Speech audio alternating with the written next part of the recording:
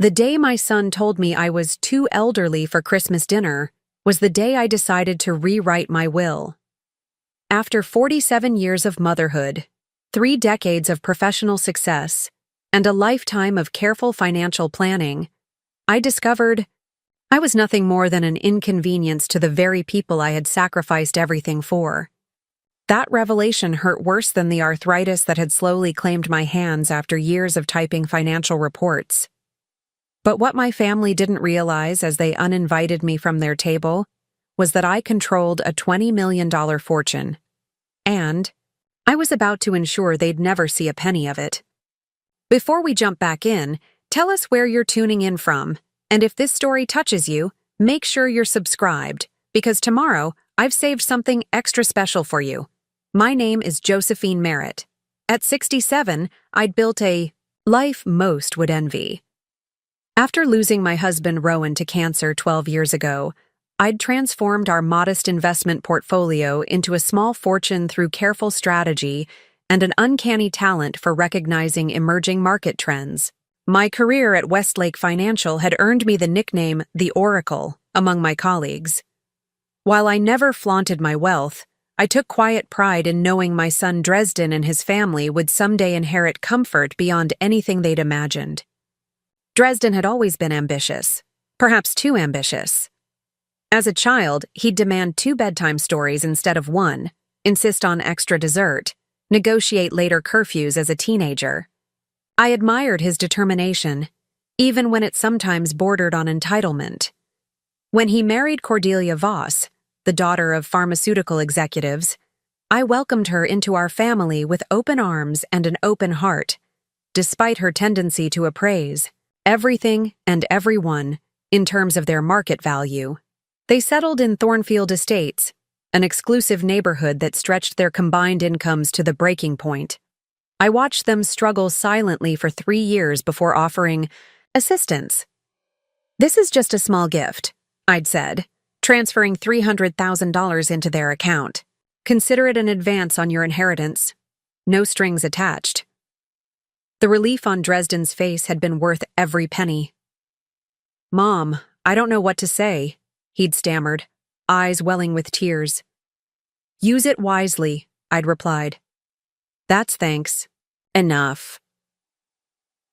They used some of it to renovate their home, transforming it into a showcase that soon appeared in Architectural Horizon magazine. Cordelia launched her interior design business, Aurelia Interiors, catering to the elite of Thornfield Estates and beyond.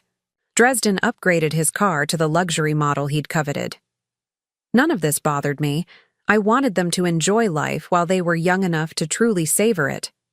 What I hadn't told them was that the gift represented less than 2% of my total assets.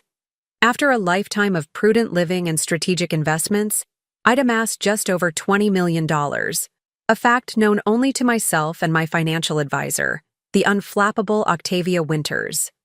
"Your generosity is admirable," Octavia had remarked after I'd signed the transfer papers. "But remember, Josephine, generosity without boundaries often invites exploitation." I'd laughed off her concern. "Their family, Octavia, they'd never exploit me." Those words would return to haunt me many times in the years that followed. With the financial pressure eased, Dresden and Cordelia blossomed socially.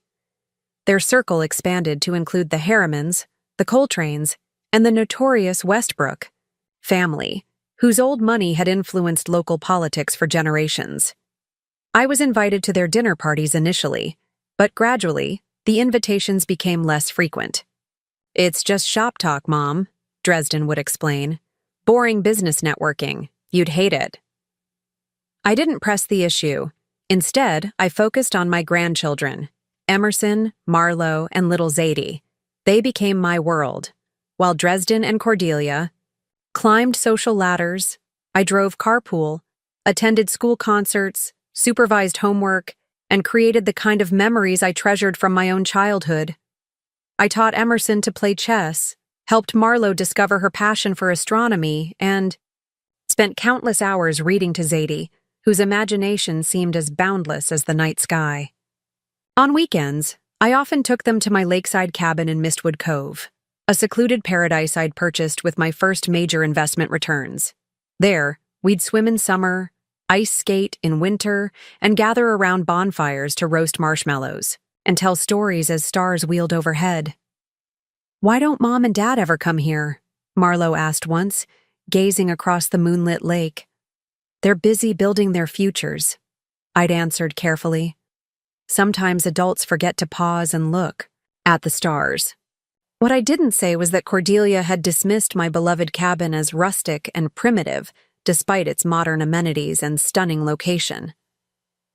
"Honestly, Josephine," she'd remarked during her single visit, "I don't understand why you keep this place when you could afford a condo in Milan or a villa in Saint-Tropez." She couldn't see that the cabin's value wasn't in its market price, but in the memories it held.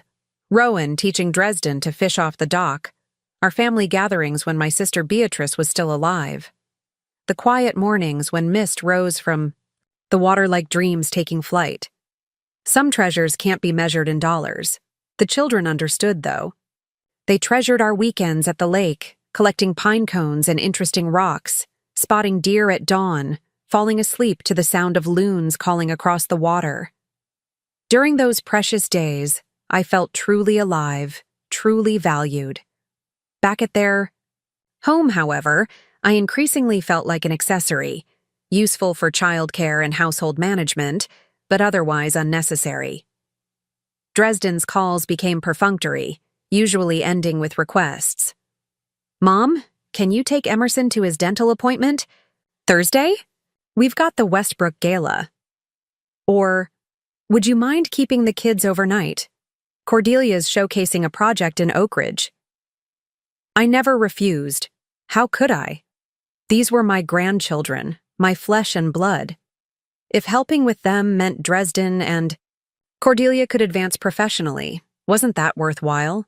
Besides, each bedtime story, each scraped knee bandaged, each proud moment witnessed was its own reward. What I failed to notice was how completely I'd been relegated to the role of unpaid nanny. The invitations to family dinners grew sparse, then non-existent. When I did join them, conversations would halt awkwardly upon my arrival, resuming only after I'd left the room. I told myself they were just being considerate. Why burden me with their business concerns or social politics? The truth, as it turned out, was far less charitable. The awakening came gradually. First, there was the dinner party I unexpectedly walked in on when dropping off Zadie's forgotten science project. The house was filled with voices and laughter, the Harrimans, the Coltranes, even old Judge Westbrook himself. Dresden's eyes had widened when he saw me at the door. "Mom, what a surprise!" he'd exclaimed, firmly blocking the entrance. "I brought Zadie's volcano model," I'd said, peering past him at the elegant table setting visible through the foyer. "You're having a party?" "Just an impromptu business thing," he'd replied, taking the project. "Thanks for this. I'll call you tomorrow." The door had closed before I could respond. Then there was the conversation I overheard between Cordelia and her friend Vivica while waiting to pick up the children from their private school's autumn concert. They sat just around the corner from me, unaware of my presence. "So you actually got Josephine to fund the entire Meridian project?" Vivica had asked, her voice hushed but clear. Cordelia's laugh had a brittle edge. "She doesn't even realize. Dresden just hints at some financial pressure, looks worried for a few days, and she's practically throwing money at us to help. We've renovated 3 properties with her gifts already. And she never wants anything in return? No equity? No input? God, no. She's from that generation that thinks family helps family without conditions. It's quaint, really. Useful, but quaint." "You're lucky," Vivica had sighed. "My in-laws expect board positions and profit percentages for every dime they invest." "That's because they understand business," Cordelia had replied. "Josephine just understands guilt. She worked so much when Dresden was young, he barely saw her. Now she's making up for lost time by bankrolling his adulthood." I'd stood frozen, my heart hammering painfully. Their words confirmed suspicions I'd been suppressing for years. The financial emergencies that had prompted my additional gifts, $250,000 for unexpected foundation repairs, $180,000 for Aurelia Interiors expansion, $125,000 when Dresden's investment in his friend's startup supposedly tanked. Had they all been fabrications? Still, I said nothing. What would confronting them accomplish except creating family strife? Instead, I quietly instructed Octavia to pause any further financial assistance without explicit documentation. "About time," she'd remarked, updating my portfolio. "I was beginning to think you'd forgotten the difference between generosity and gullibility." "I haven't forgotten," I'd replied. "I just hoped I was wrong." Preparing and narrating this story took us a lot of time, so if you are enjoying it, subscribe to our channel. It means a lot to us. Now back to the story. The final blow, the one that shattered all illusions, came 3 weeks before Christmas. I'd been helping decorate the enormous blue spruce in their foyer, a tradition we'd maintained since Dresden was small enough to need lifting to place ornaments on higher branches. The children and I were hanging the antique glass balls I'd collected over decades when Dresden and Cordelia returned from their lunch with the Westbrooks. "It's looking magical, Grandma Jo," Zadie had exclaimed, carefully attaching a delicate silver star to a lower branch. "We're making memories," I'd replied, smiling as Emerson and Marlowe argued good-naturedly about garland placement. Cordelia had assessed the tree with a critical eye. "The theme this year is Winter Wonderland in silver and ice blue," she'd announced. "Those colored ornaments don't really work with the aesthetic." I'd glanced at the children's crestfallen faces. "But we always use the family ornaments. Each one has a story." "That was fine when the children were smaller," Cordelia had said dismissively. "But this year we're hosting the Westbrook family for Christmas dinner. Judge Westbrook's daughter Persephone is a design influencer with over 2 million followers. Everything needs to be curated." A heavy silence had fallen. Even at 12, Emerson understood the implication. "But Grandma Jo's ornaments are our tradition," he'd protested. Dresden had cleared his throat. "About Christmas, Mom. We've been meaning to talk to you." Something in his tone had made me pause, a glass snowflake suspended from my fingers. "What? About Christmas?" Cordelia and Dresden exchanged glances. "Why don't you kids go upstairs and finish your homework?" Dresden suggested. Once they'd reluctantly departed, Dresden had gestured toward the living room. "Let's sit, Mom." I'd followed them, hanging the snowflake on a branch as I passed. It caught the light, sending prisms dancing across the foyer. A final moment of magic before everything changed. "We've been invited to join the Westbrooks Foundation Board," Dresden began once we were seated. "It's an incredible opportunity. They fund arts initiatives across the country. Judge Westbrook rarely extends these invitations outside his immediate circle." "That's wonderful," I'd said sincerely. "Congratulations." "The thing is," Cordelia interjected, "the Westbrooks are very traditional about certain things. Their holiday gathering is one of them. Very formal, very structured." I nodded, not yet understanding where this was heading. "I'll wear my navy dress with the pearl buttons. It's quite elegant." Dresden shifted, uncomfortably. "It's not just about attire, Mom. The Westbrooks have certain expectations about the dynamics of these events." "What Dresden is trying to say," Cordelia continued, her voice taking on the practiced patience one might use with a difficult child, "is that the Christmas dinner is specifically for active business associates and their immediate household family. It's not a casual family gathering. It's essentially a business function that happens to fall on Christmas." The room seemed to grow colder. "I'm not immediate family?"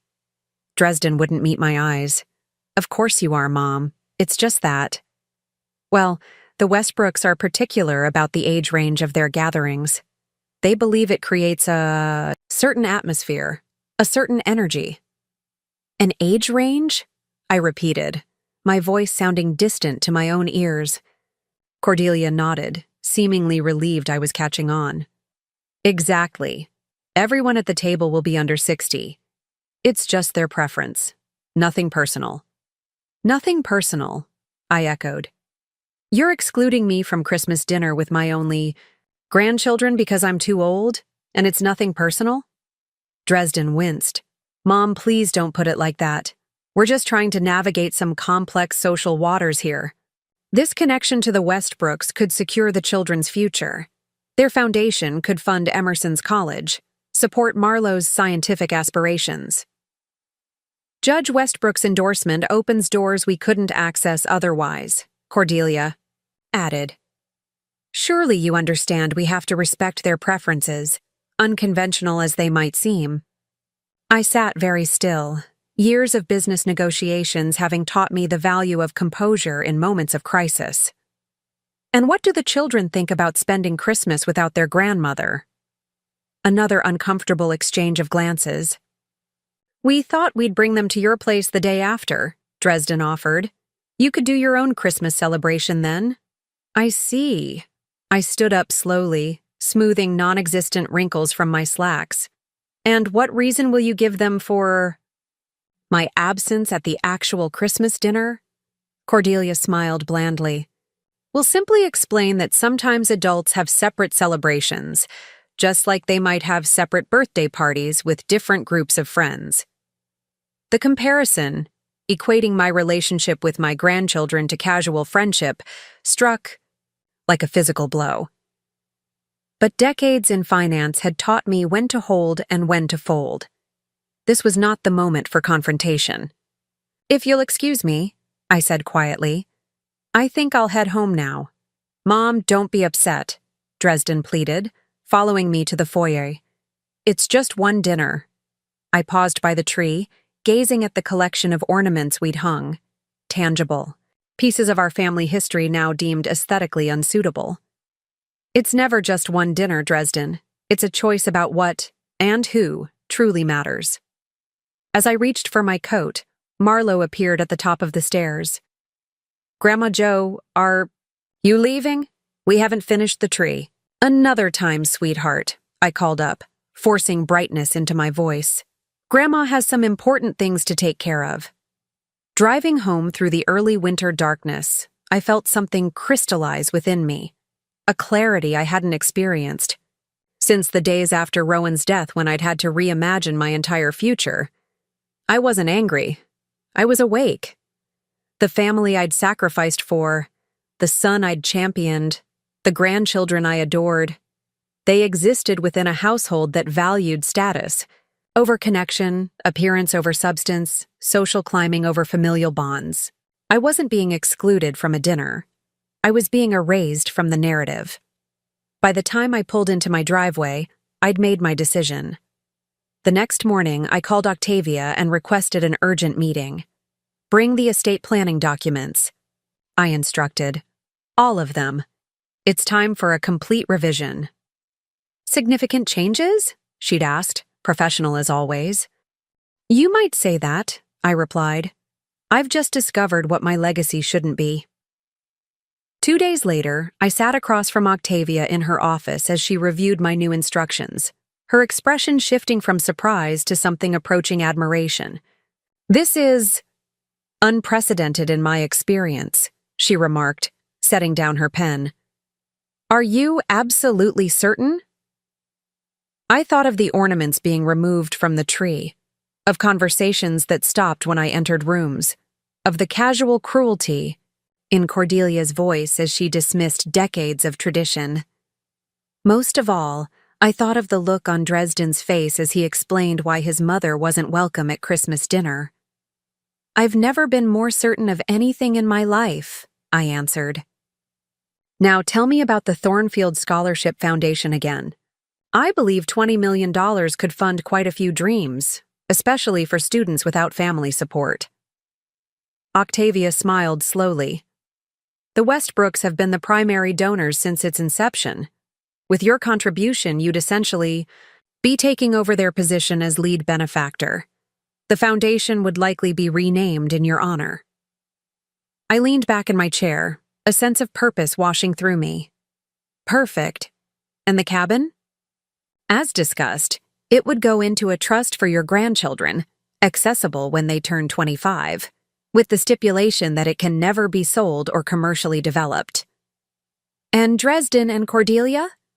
Octavia consulted her notes.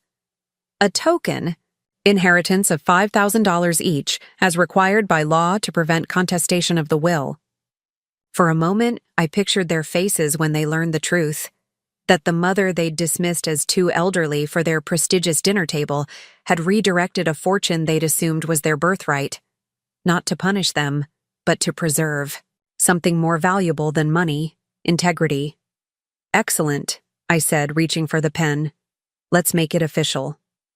As I drove away from Octavia's office, a peculiar lightness filled my chest.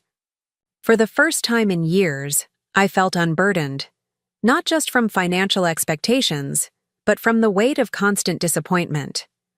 The revised will was like a declaration of independence, though one my family wouldn't discover until much later. Back at my condominium, I made myself a cup of Earl Grey tea and settled onto the balcony overlooking Stillwater Park. The afternoon light filtered through nearly bare branches, casting intricate shadows across the lawn where children played despite the December chill. Their laughter carried upward, reminding me of Dresden's childhood, before status and appearances consumed his world. My phone buzzed. Dresden's name appeared on the screen. "Mom, I hope you're not still upset about Christmas," he began without preamble. "We've been thinking, and we'd like to invite you to the Christmas Eve cocktail reception before the dinner. The Westbrooks wouldn't mind that at all. It's just the formal dinner that has the restrictions." I took a slow sip of tea before answering. "That's thoughtful of you, Dresden. What time should I arrive?" He sounded relieved by my apparent acquiescence. 7 to 9. Nothing elaborate. Just champagne and canapes. You could see the children before their bedtime. "I'll be there," I promised, surprised by how steady my voice remained. After hanging up, I scrolled through my contacts until I found the number I needed. Lucinda Hargrave had been Judge Westbrook's executive assistant for nearly 30 years before her retirement. We'd met at various charity functions over the years, developing a friendly rapport based on our shared appreciation for direct speech and minimal nonsense. "Josephine Merritt," she answered warmly. "To what do I owe this unexpected pleasure?" "Lucinda, I'm in need of some social intelligence," I replied. "Are you still in contact with your former employer?" Her laugh was dry as autumn leaves.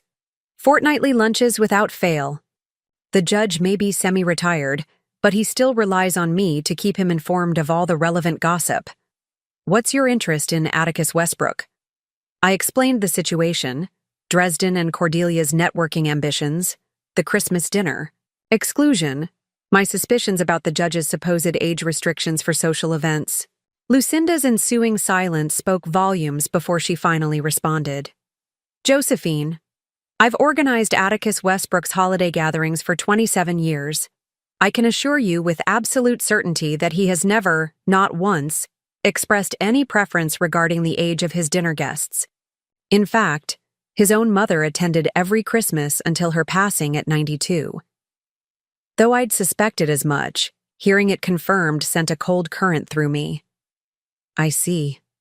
"Furthermore," Lucinda continued, "Atticus values family connections deeply. It's one of his core principles in both business and personal matters. He frequently says that how a person treats their family, particularly older generations, reveals their true character." "How interesting," I murmured, watching a maple leaf spiral down from a nearby tree. "If I may speak frankly," Lucinda added, "your son and his wife seem to be gravely miscalculating the impression they'll make on the judge. Excluding a parent from a family holiday would not sit well with him at all." "Thank you for your candor," I said. I have one more question, if you don't mind. Does Judge Westbrook have any particular connection to the Thornfield Scholarship Foundation? It's his passion project, Lucinda replied immediately. He established it 30 years ago after his own nephew received a life-changing scholarship. Atticus believes educational access is the great equalizer in society. Why do you ask? Just considering some year-end charitable contributions, I answered casually. Lucinda, you've been tremendously helpful. Could I impose upon you for one small favor? By the time we ended our call 15 minutes later, the foundations of a plan had solidified in my mind. Not one of vengeance, but of reclamation, of my dignity, my agency, and perhaps something even more precious, the truth. Over the next week, I maintained a careful normalcy in my interactions with Dresden and Cordelia. When Emerson called, distressed about my Christmas Day absence, I assured him we'd have our own special celebration. Christmas isn't about a specific day, sweetheart. It's about the love we share whenever we're together. But it won't be the same, he'd protested. Marlo is already saying she won't eat Christmas dinner if you're not there. That's very loyal of her, I'd replied, blinking back unexpected tears. But I want you all to enjoy yourselves. No protests, no sadness. Promise me? He'd grudgingly agreed, though his dissatisfaction remained evident. Meanwhile, I continued my preparations. First, a meeting with the directors of the Thornfield Scholarship Foundation, where my proposal was met with astounded delight. Mrs. Merritt, a contribution of this magnitude would transform our capabilities, the chairwoman had explained. We currently assist 47 students annually. With your gift, we could support hundreds, perhaps even establish an endowment. That's precisely my hope, I'd replied. With one condition, I wish to attend your holiday reception on December 23rd and make the announcement personally. Next, I visited my attorney, Serena Blackwell, to finalize the trust for Mistwood Cove. This ensures the property remains in your grandchildren's names, she explained, while preventing any attempt to sell or develop it before they reach the stipulated age. And it cannot be contested? I confirmed. The trust takes effect immediately, Serena assured me. It's already separated from your estate. Your son and daughter-in-law have no legal avenue to challenge it. Finally, I met with Professor Nadia Kaminsky, the fiercely brilliant head of the university's architecture department. Years earlier, I'd funded her groundbreaking research on sustainable urban housing, not because it promised financial returns, but because I believed in her vision. Now, I sought her expertise for a different purpose. Of course I remember Cordelia Voss, Nadia remarked, adjusting her distinctive, red-framed glasses. She took my advanced design seminar 8 years ago. Technically talented, but conceptually derivative. Why do you ask? I slid a glossy magazine across her desk. This showcase home recently earned her considerable attention in Architectural Horizon. I'd appreciate your professional assessment. Nadia flipped through the spread, her expression growing increasingly troubled. These designs, they're not merely inspired by Esmeralda Torres's work. These are direct appropriations with minimal alterations. She looked up sharply. Has Torres seen these? I don't believe so, I replied. She's quite remote, isn't she? Still living in that mountain studio in Andalusia? By choice, Nadia confirmed. She values her privacy almost as much as her intellectual property. She tapped the magazine, thoughtfully. Josephine, what exactly are you planning? I smiled gently. Simply ensuring that credit flows where it's due. Would you happen to have Esmeralda's contact information? The Christmas Eve cocktail reception arrived crisp and clear, stars sharp as diamond chips against the winter sky. I selected my outfit, with meticulous care, a tailored burgundy velvet suit with subtle gold embroidery at the lapels, elegant without being ostentatious, age-appropriate without being matronly. My makeup was minimal, My silver hair swept into a simple French twist secured with my mother's antique jade pins. At precisely 7 o'clock, I rang the doorbell at Dresden and Cordelia's home, bearing tastefully wrapped gifts for the children and a rare vintage port for the adults. A server I didn't recognize opened the door, confirming my suspicion that this was no casual family gathering, but a carefully orchestrated social performance. The foyer had been transformed. The family ornaments had indeed disappeared from the tree, replaced by coordinated silver and ice blue decorations that gleamed coldly under strategic lighting. The ancient Persian rug, a wedding gift from Rowan's parents, had been replaced with something cream-colored and brutally modern. Even the family photographs that usually lined the hallway had vanished, supplanted by abstract art pieces that conveyed nothing beyond their decorative function. It was as if my son's home had been stripped of memory, sanitized of history, readied for the approval of people who had no connection to our shared past. "Grandma Joe!" Zadie spotted me first, breaking away from a group of children to barrel into my arms.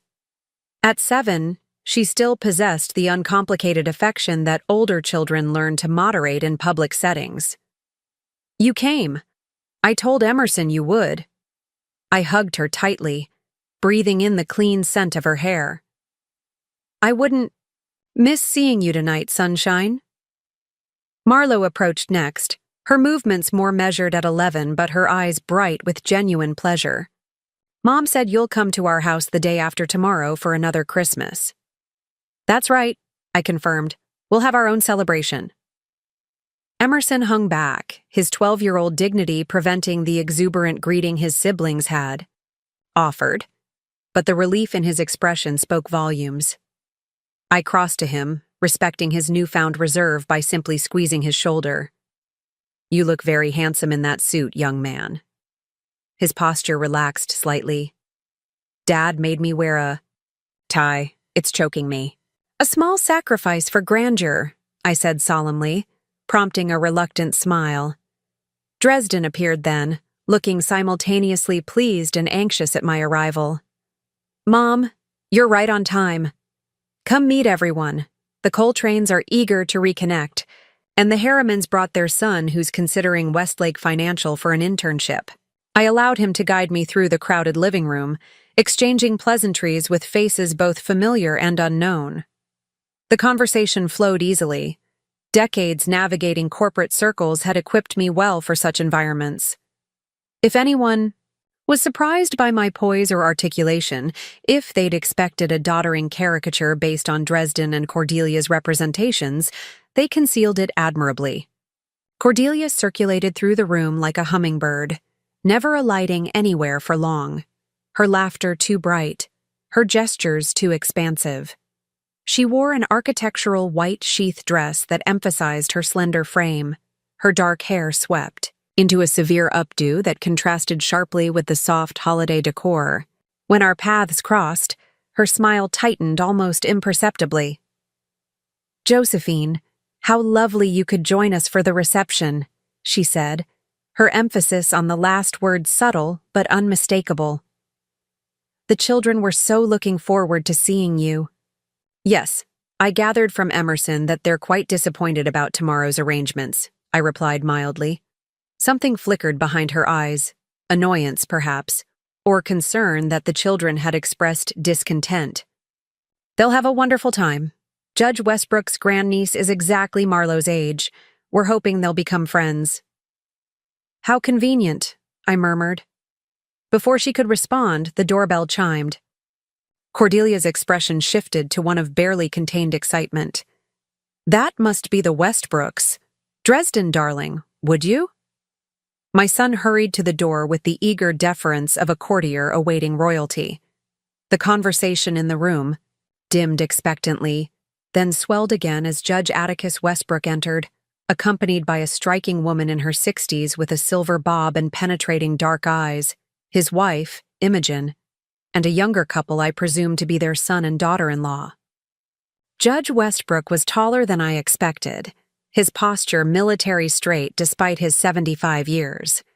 His white hair contrasted sharply with bushy black eyebrows that gave him a perpetually questioning expression. He moved through the room with the unhurried confidence of someone accustomed to having his presence acknowledged without having to demand attention. Dresden performed the introductions with careful precision, presenting each guest as if offering rare specimens for the judge's consideration. When he reached me, I noted a barely perceptible hesitation. "And this is my mother, Josephine Merritt," he said finally. Judge Westbrook extended his hand, his grip firm but not aggressive. "Mrs. Merritt, a pleasure. I believe we served on the Library Expansion Committee together some years ago, though we were never formally introduced." "Indeed we did, Judge Westbrook," I replied. "You championed the Digital Access Initiative for rural communities. An admirable position that was well ahead of its time." His eyebrows rose slightly, perhaps surprised by my recollection of a project from nearly a decade prior. "You have an excellent memory." "Selective, perhaps," I smiled.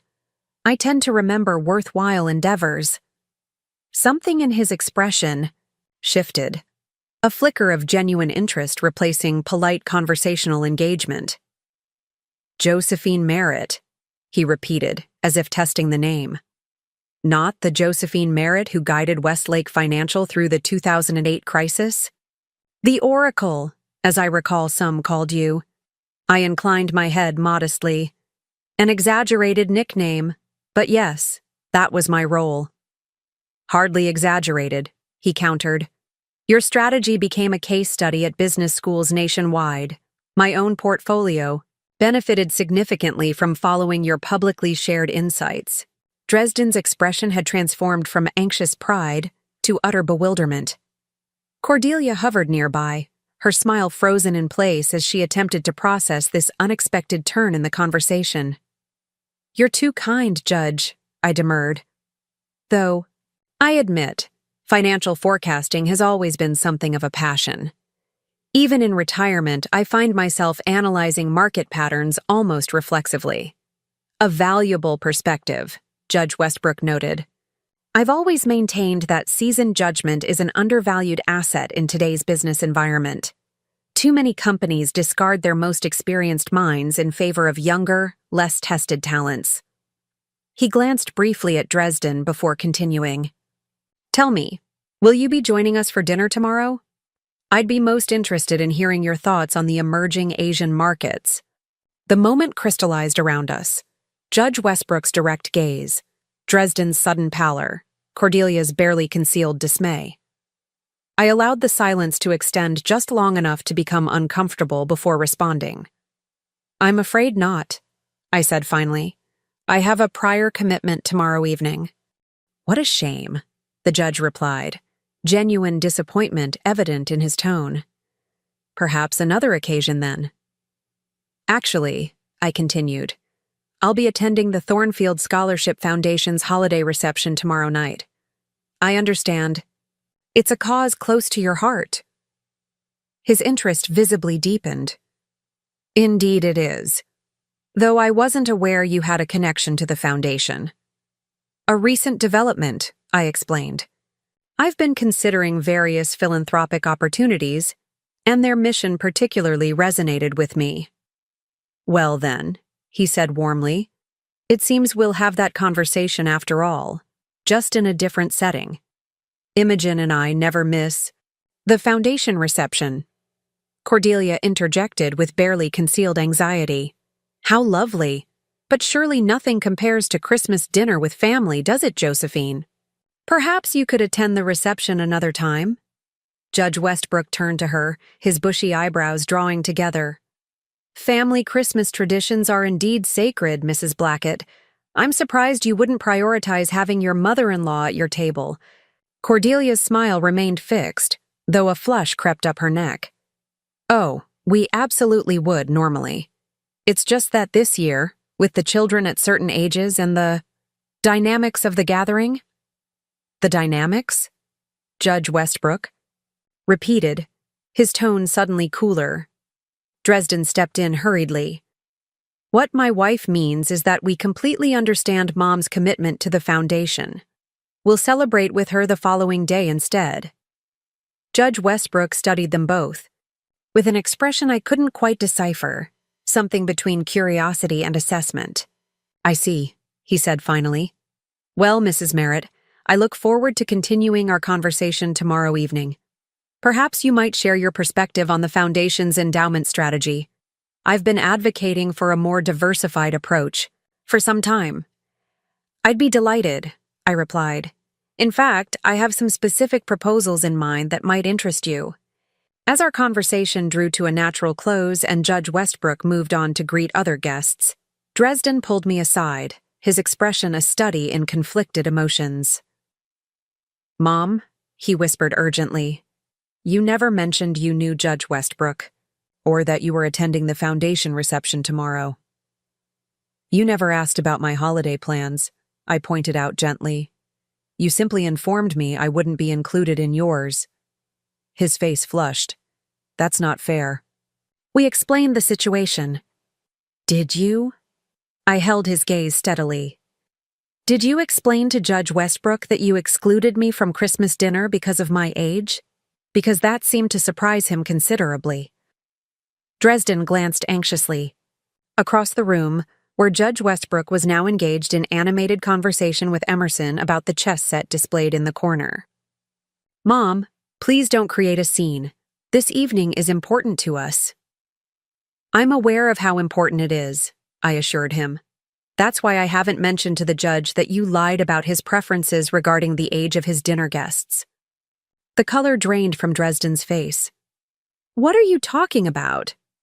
Judge Westbrook has never instituted any age restrictions for his gatherings, I said quietly. In fact, his own mother attended his Christmas dinners well into her 90s. That's not possible, Dresden stammered. Cordelia specifically said. Yes, I interrupted. What did Cordelia specifically say? And where did she get that information? Before he could respond, Cordelia materialized beside us, her voice low but intense. Josephine, I couldn't help noticing you've made quite an impression on Judge Westbrook. How fortunate. Quite unexpected, I agreed mildly.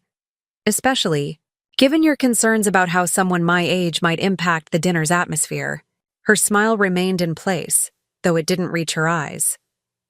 Oh, you know how these things can be misinterpreted. Perhaps we were overly cautious. In fact, now that it's clear the judge enjoys your company, we should absolutely reconsider tomorrow's arrangements. How adaptable of you, I remarked. But as I mentioned, I've already committed to the foundation reception. Surely they would understand if you canceled, she pressed. Family should come first, after all. The irony was so pronounced I almost laughed.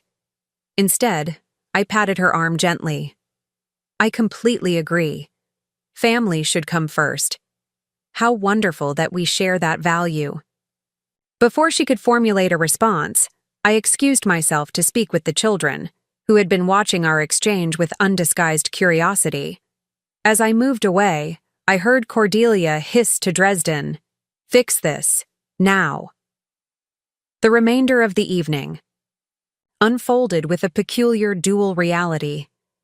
The surface glitter of holiday festivities overlaying increasingly desperate attempts by Dresden and Cordelia to salvage their carefully constructed narrative. Judge Westbrook, perhaps sensing undercurrents he didn't fully understand, made a point of engaging me in conversation several more times, each exchange further undermining the pretense that had been created about my suitability as a dinner guest. When it came time for me to leave, I sought out each grandchild for a private farewell. To Zadie, I gave a delicate music box that played her favorite lullaby. To Marlowe, a vintage astronomical guide with hand-colored plates. And to Emerson, a chess set carved from olive wood, each piece uniquely textured, with a warmth no mass-produced set could match. I thought we were exchanging gifts the day after tomorrow, he said, running his fingers over the smooth contours of a knight. Consider this an early surprise, I told him. Something special, just between us. As I gathered my coat, Judge, Westbrook approached once more. "Until tomorrow, Mrs. Merritt. I'm quite looking forward to it." "As am I," I replied sincerely. Dresden escorted me to the door, his expression strained. "Mom, about tomorrow. I think there's been a misunderstanding. We'd really like you to join us for dinner. I'm sure the foundation would understand if you sent regrets." I regarded my son. This man I'd raised, educated, supported, and loved unconditionally for more than 4 decades, and felt a complicated mixture of affection and sadness. "The misunderstanding," I said gently, "isn't about tomorrow's plans. Dresden. It's about what truly constitutes wealth, something I hope you'll discover before it's too late."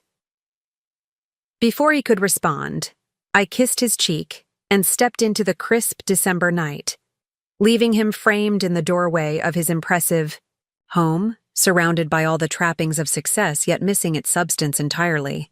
The stars overhead seemed particularly brilliant as I drove home, each one a distant fire burning with patient, enduring light. Tomorrow would bring its own revelations, some public, others private. The Thornfield Scholarship Foundation would receive its transformative gift. Judge Westbrook would understand the true character of those seeking his favor. And my family would begin to comprehend that some inheritances, once squandered, can never be reclaimed. Yet even amid these consequential matters, what occupied my thoughts most as I navigated the quiet streets was simpler. The look in Emerson's eyes as he examined his chess set, Marlowe's delight at the star charts, Zadie's wonder as the music, Bach's played its gentle melody. These moments, these connections, were the real wealth I'd accumulated over a lifetime. No one could diminish their value or dictate their worth. For the first time since being excluded from Christmas dinner, I felt a genuine sense of peace. Tomorrow would bring its own form of justice, but tonight, driving beneath the winter stars, I had already reclaimed something far more precious than money or status. The certainty that I was exactly where I needed to be, following a path aligned with my deepest values.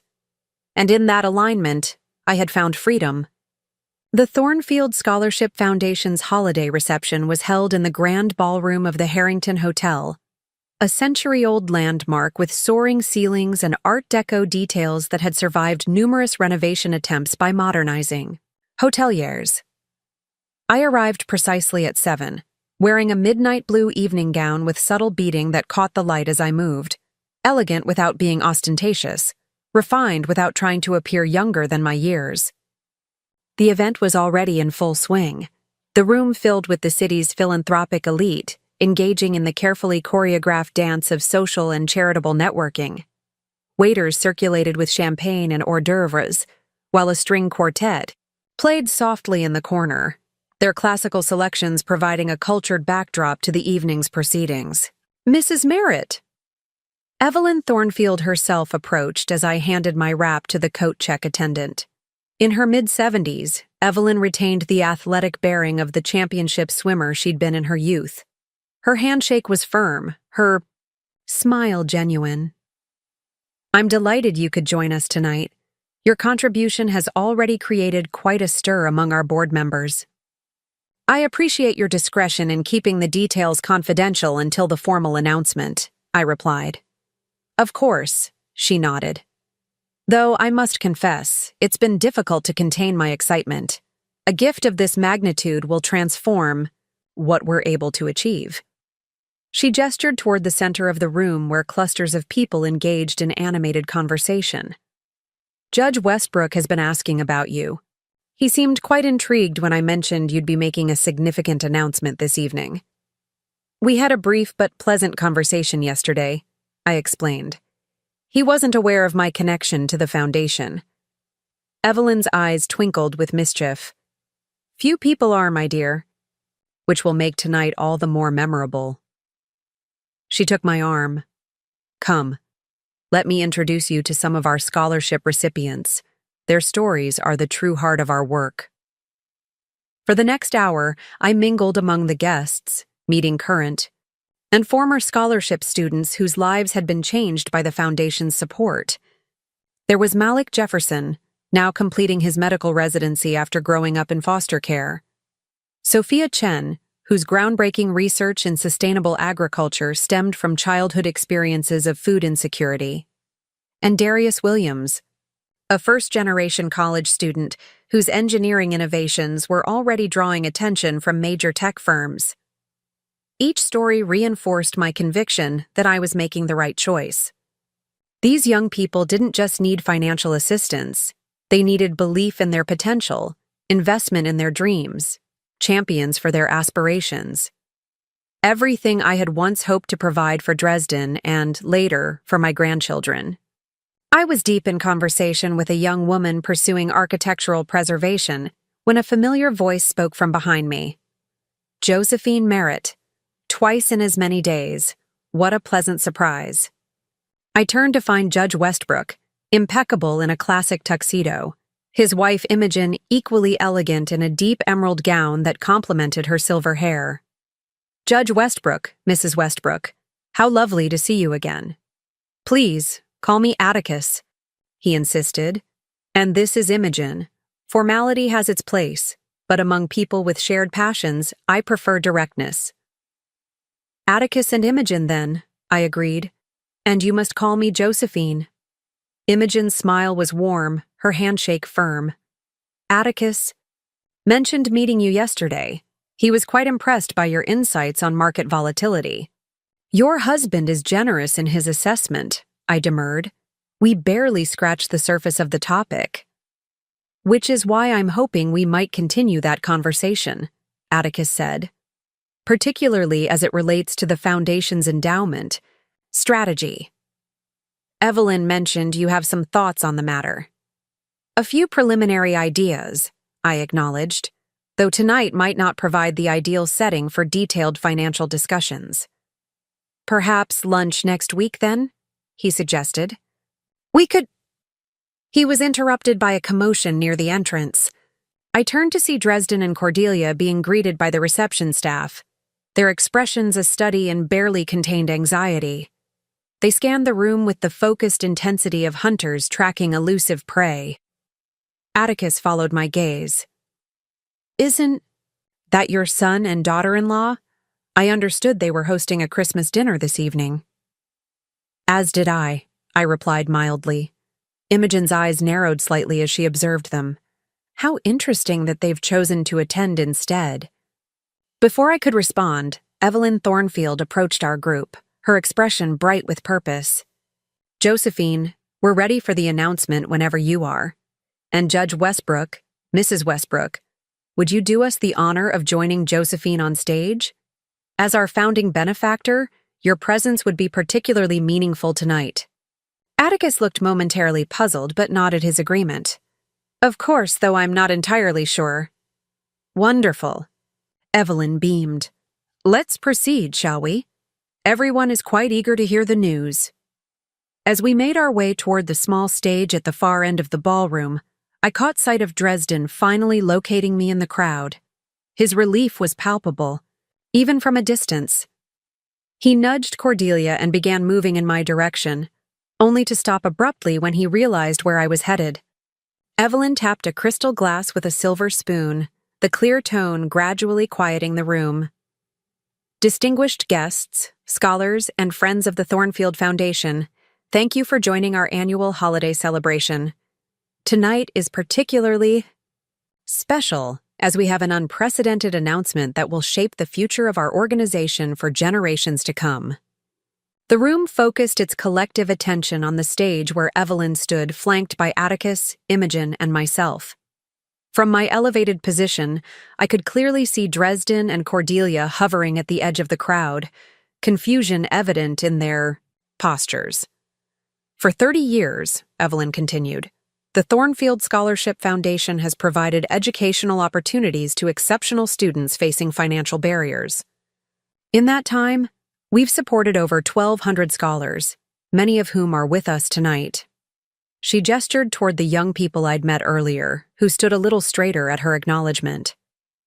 Our work has been made possible through the extraordinary generosity of our founding benefactor, Judge Atticus Westbrook. She turned toward Atticus with genuine admiration. His vision created not just a scholarship program, but a community of mutual support and shared purpose. Polite applause filled the room. Atticus inclined his head modestly.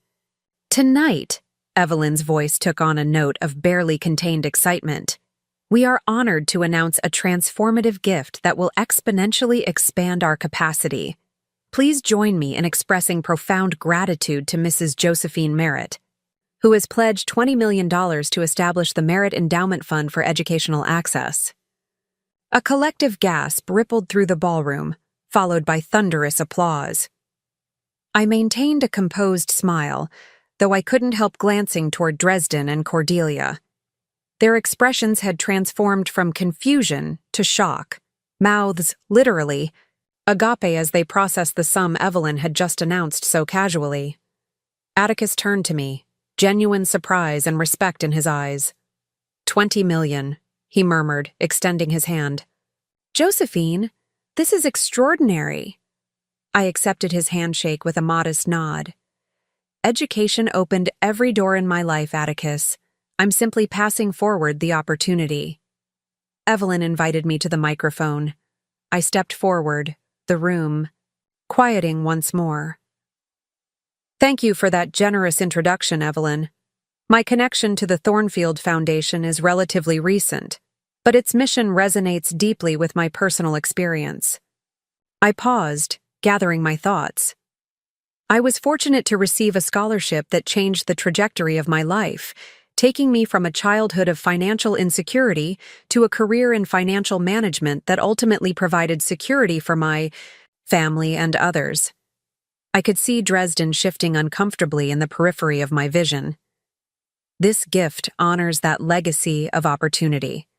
The Merit Endowment will specifically support students who demonstrate exceptional promise but lack traditional support systems, those aging out of foster care, those who have lost parents, those facing extraordinary challenges on their educational journeys.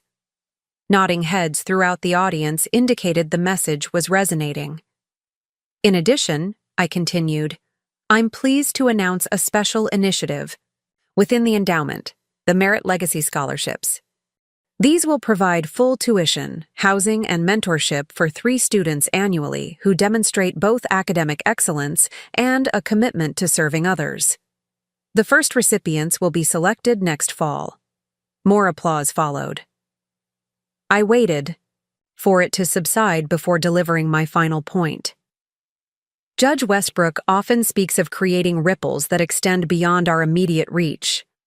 My hope is that this gift creates such ripples, not just by supporting individual students, but by reinforcing the foundational belief that investing in education is investing in our collective future. I turned toward Atticus and Imogen. It's an honor to join you in this vital work. As I stepped back from the microphone, Atticus moved forward to embrace me in a brief but warm hug that elicited another round of applause. The gesture wasn't just personal. It was public affirmation, the establishment's elder statesman welcoming me into the inner circle of meaningful philanthropy. Evelyn concluded the formal announcements, inviting guests to continue celebrating while the string quartet resumed playing. As we descended from the stage, I was immediately surrounded by well-wishers offering congratulations and appreciation. Through the crush of people, I caught glimpses of Dresden and Cordelia engaged in intense whispered conversation, their expressions cycling through shock, disbelief, and something approaching panic. I didn't seek them out. If they wished to speak with me, they would need to take that initiative. Instead, I accepted a glass of champagne from a passing waiter and allowed myself to be drawn into conversation with Atticus, Imogen, and several Foundation board members, eager to discuss how my gift might be leveraged for maximum impact. The endowment structure you've proposed is remarkably sophisticated, Atticus noted. I'm particularly impressed by the sustainability measures you've incorporated. Financial stability ensures longevity, I replied. I wanted to create something that would outlast all of us. Imogen studied me with thoughtful eyes. A legacy. Gift of this magnitude is deeply personal, Josephine. May I ask what inspired your decision? Before I could formulate a suitably diplomatic response, Dresden and Cordelia finally managed to navigate through the crowd to reach our group. Dresden's smile was strained, his voice pitched slightly too high. Mom, what an amazing surprise! We had no idea you were planning something so significant. Cordelia's expression was equally forced, her tone brittle with artificial enthusiasm. Josephine, this is extraordinary. Why didn't you tell us? I offered them a serene smile. Some announcements benefit from the proper setting. Atticus extended his hand to Dresden. Mr. Blackett, Mrs. Blackett, we missed you at the reception yesterday. I was looking forward to continuing our conversation about architecture and social responsibility. Dresden looked momentarily confused. Reception? At your home, Atticus clarified. The cocktail hour before your Christmas dinner. Oh, yes, of course, Dresden stammered. We were just so overwhelmed with preparations for today. Atticus's bushy eyebrows rose slightly. Today? I understood you were hosting an important Christmas dinner this evening. Your mother mentioned she couldn't join you due to her commitment to the foundation. Dresden and Cordelia exchanged panicked glances. Well, yes, originally, Cordelia began. But when we realized how important this event was to Josephine, naturally we rearranged our plans. Family comes first, after all. How admirable, Imogen commented, her tone neutral but her gaze penetrating.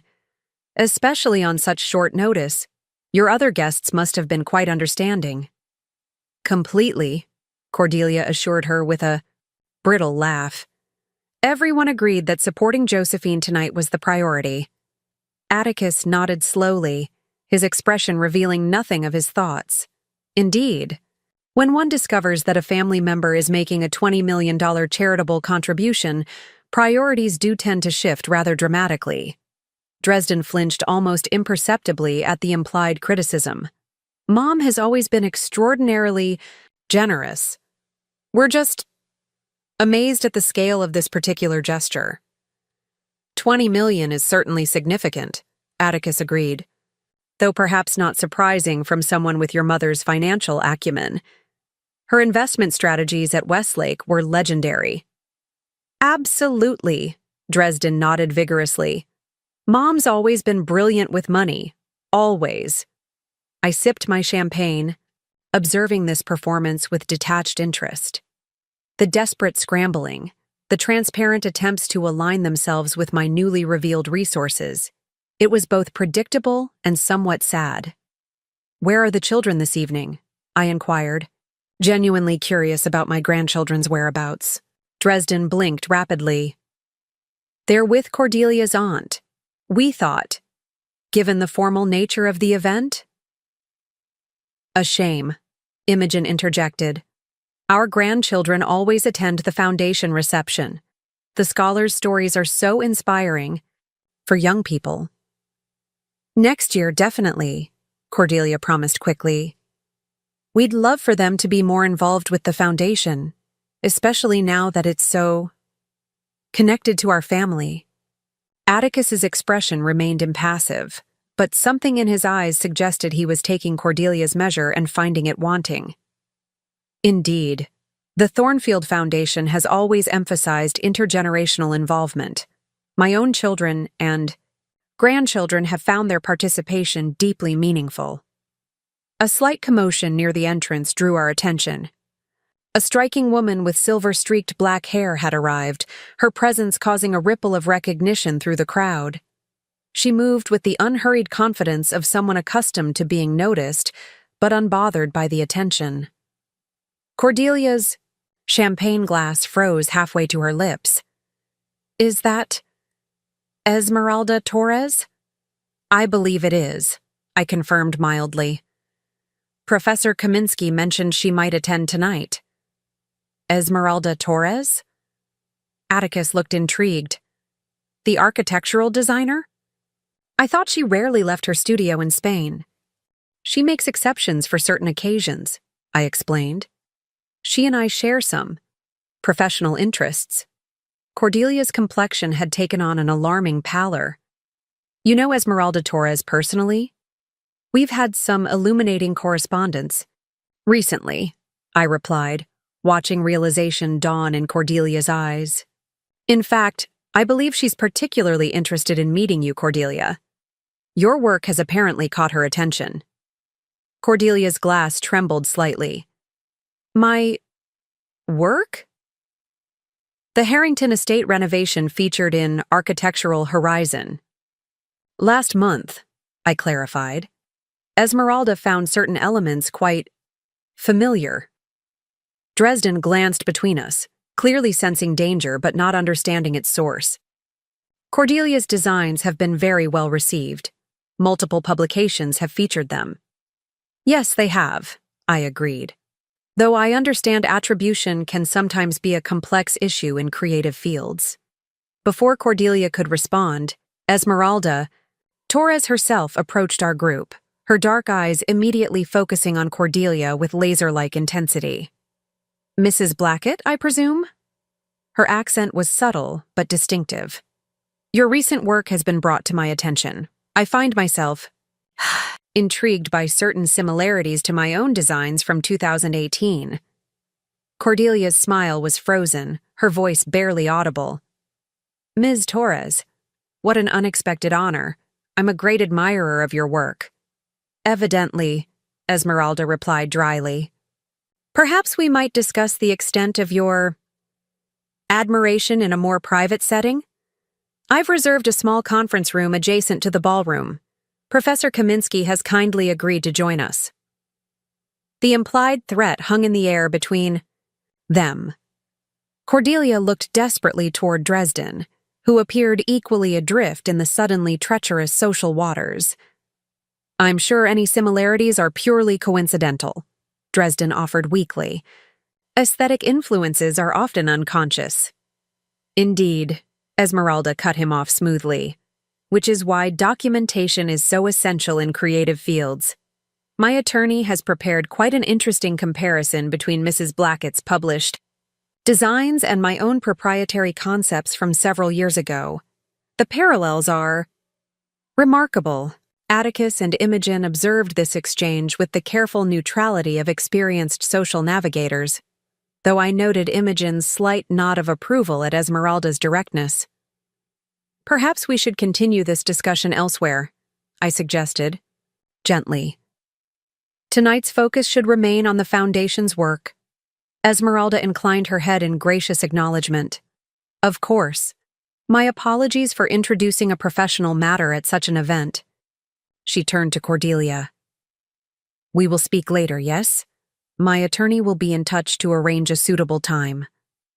With that, she glided away, leaving Cordelia visibly shaken. Dresden placed a protective arm around his wife's shoulders, his expression oscillating between confusion and nascent anger. Mom, he began in a low, intense voice. What exactly is happening here? I regarded him calmly.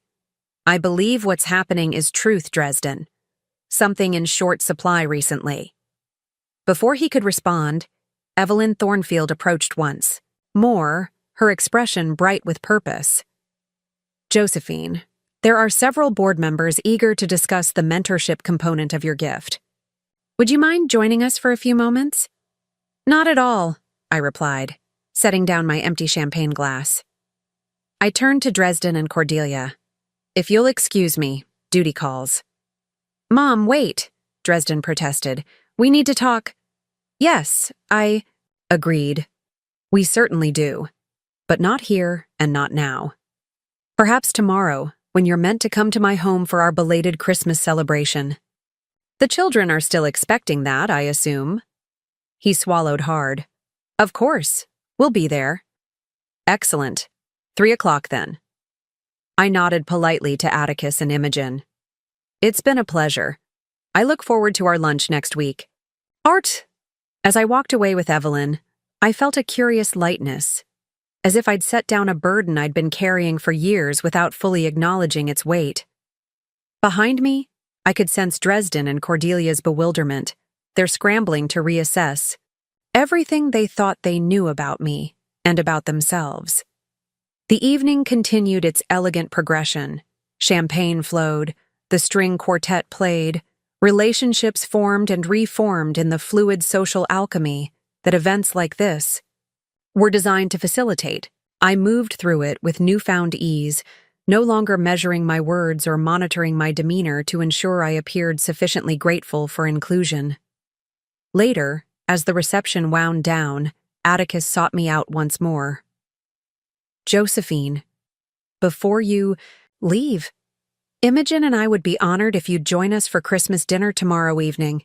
Nothing elaborate, just family and a few close friends. Your grandchildren would be most welcome, of course." I considered his offer, touched by its sincerity. "That's very kind, Atticus. Let me see how tomorrow unfolds with my family. I may take you up on that invitation." He nodded, understanding the complexities beneath my measured response. "The invitation stands, regardless. And Josephine." He hesitated, choosing his words carefully. "What you've done tonight goes beyond mere philanthropy. You've reaffirmed what matters most: integrity, purpose, vision. Not everyone recognizes those values, but those who do cherish them." "Thank you," I replied simply. "Coming from you, that means a great deal." As I collected my wrap and prepared to leave, I caught sight of Dresden and Cordelia near the exit, their earlier confidence replaced by something approaching defeat.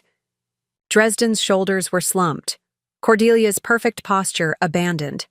They were engaged in intense discussion with a man I recognized as her father, whose expression suggested he was delivering unwelcome news rather than receiving it. I didn't approach them. Some reckonings needed to occur without an audience, even a maternal one. Instead, I slipped quietly through a side exit, the cold December air crisp against my face as I waited for the valet to bring my car. Stars punctuated the clear night sky, distant and brilliant. Tomorrow would bring its own challenges, explanations to be offered, truths to be acknowledged, relationships to be redefined on more honest terms. My grandchildren deserved to understand what had transpired, in age-appropriate ways that preserved their love for their parents while establishing healthier boundaries for the future. As for Dresden and Cordelia, I harbored no illusions about dramatic transformations or tearful reconciliations. People rarely change their fundamental nature, especially when that nature has been reinforced by years of unchallenged entitlement. But perhaps they might begin to recognize that true wealth isn't measured in accounts or possessions or social connections, but in the integrity with which one navigates life's complex choices. Driving home through the quiet streets, I found myself humming along with the classical music on the radio, Vivaldi's Winter from the Four Seasons, its crystalline notes perfectly capturing the clarity I now felt. I had reclaimed not just my financial agency, but something far more precious: my dignity, my purpose, my rightful place in the world, not as an aging inconvenience, but as a woman of consequence acting in alignment with her deepest values.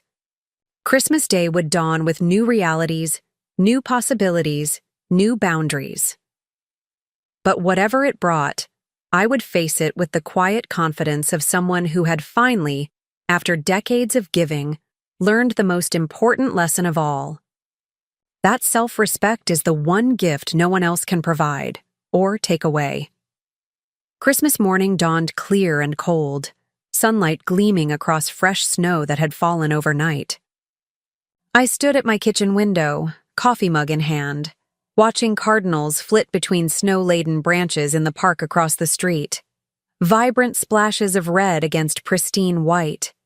The contrast seemed fitting for a day that would likely bring its own stark juxtapositions. I'd slept remarkably well considering the events of the previous evening. Perhaps clarity brings its own form of peace. Once decisions are made and actions taken, the anxiety of indecision falls away. Whatever the reason, I felt refreshed, centered, ready for what would undoubtedly be a challenging day. After breakfast, I began preparing for my family's visit. Though I suspected Dresden and Cordelia might attempt to cancel, the children would insist on seeing me. Their expectations of our traditional second Christmas celebration would be impossible to dismiss without raising questions they weren't prepared to answer. I set out the ingredients for our annual Christmas cookie decorating. Emerson favored intricate geometric patterns. Marlowe preferred celestial themes, and Zadie could usually be counted on to create wildly imaginative scenes involving improbable combinations of holiday elements and dinosaurs. The thought of their concentrated expressions as they worked brought a genuine smile to my face. My phone chimed with a text message. A photograph appeared, Atticus and Imogen Westbrook seated before an elegant Christmas tree raising coffee mugs in a toast. The accompanying message read, "Merry Christmas, Josephine. Our invitation remains open. Dinner at 6. No pressure, but know you're welcome." I sent a warm reply thanking them for their thoughtfulness, leaving my options open. At noon, another message arrived, this one from Dresden. "Mom, slight change of plans. Coming at 4 instead of 3. Hope that's okay." I knew it wasn't a request, but an attempt to shorten their obligatory visit. "The children will be disappointed to have less time for cookie decorating," I replied. "But I understand if you have other commitments." His response came quickly. "Actually, we're going to the Westbrooks for dinner at 6.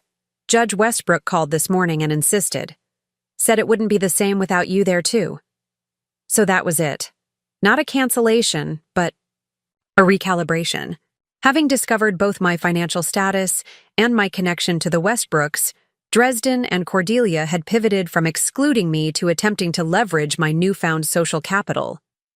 The irony might have been amusing if it weren't so transparent. "How thoughtful of them," I texted back. "I received the same invitation. Let's discuss when you arrive." I spent the next few hours wrapping additional small gifts for the children and preparing the cookie decorating station. At precisely 3:58, the doorbell rang. I opened it to find my grandchildren on the threshold, their faces bright with excitement, despite the tension emanating from their parents standing behind them. "Grandma Jo!" Zadie launched herself into my arms. "Merry Christmas twice!" "Merry Christmas twice, sunshine!" I laughed, hugging her tightly before extending my embrace to include Marlowe and Emerson. "Come in, all of you. There's hot chocolate." Waiting, and the cookie station is ready for artists. The children bustled past me, shedding coats and boots with practiced efficiency. Dresden and Cordelia followed more slowly, their expressions carefully composed.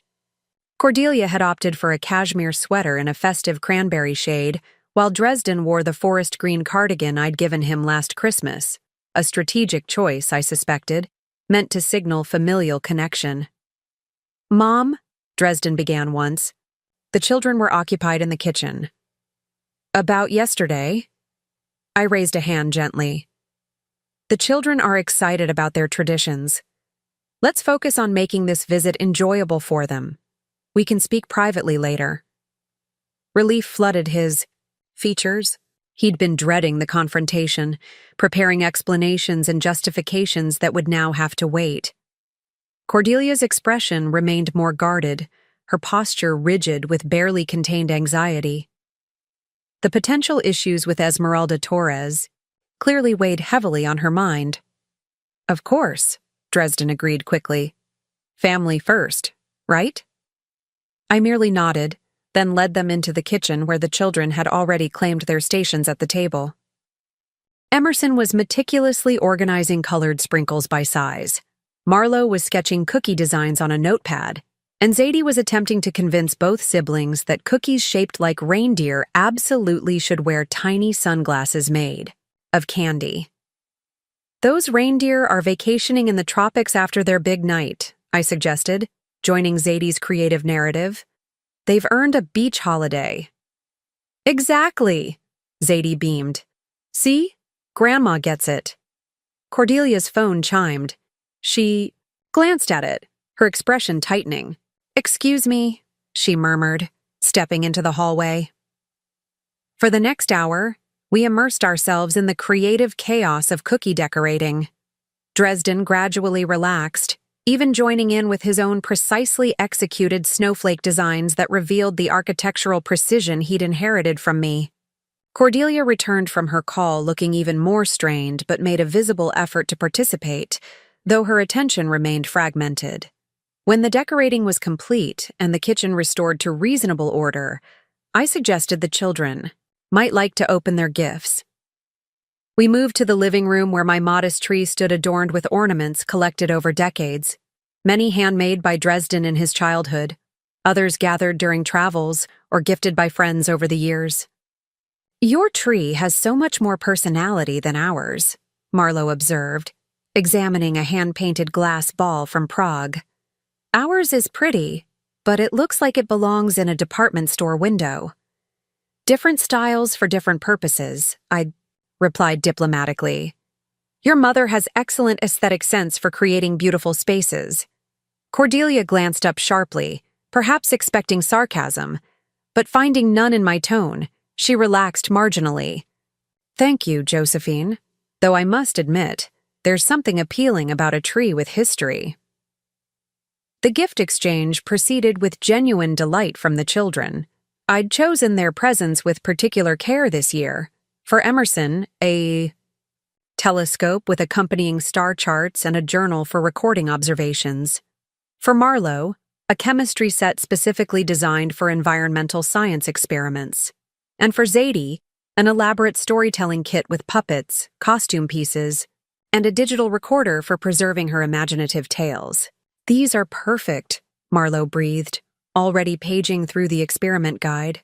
"How did you know exactly what I wanted?" "I listen," I said simply. "And I remember." Dresden shifted uncomfortably, perhaps recognizing the subtle distinction between hearing and listening, between noting preferences and truly understanding desires. The children presented me with their own gifts, a hand-knitted scarf from Zadie in a riot of mismatched colors, a collection of pressed flowers from Marlowe arranged in a frame she'd made herself, and from Emerson, a carefully constructed photo album documenting our adventures at the lake cabin over the past year. "This must have taken weeks," I said, turning the pages of Emerson's album with genuine emotion. He shrugged, though his pride was evident. "I worked on it whenever I stayed." "Over." Dad helped me scan some of the older photos.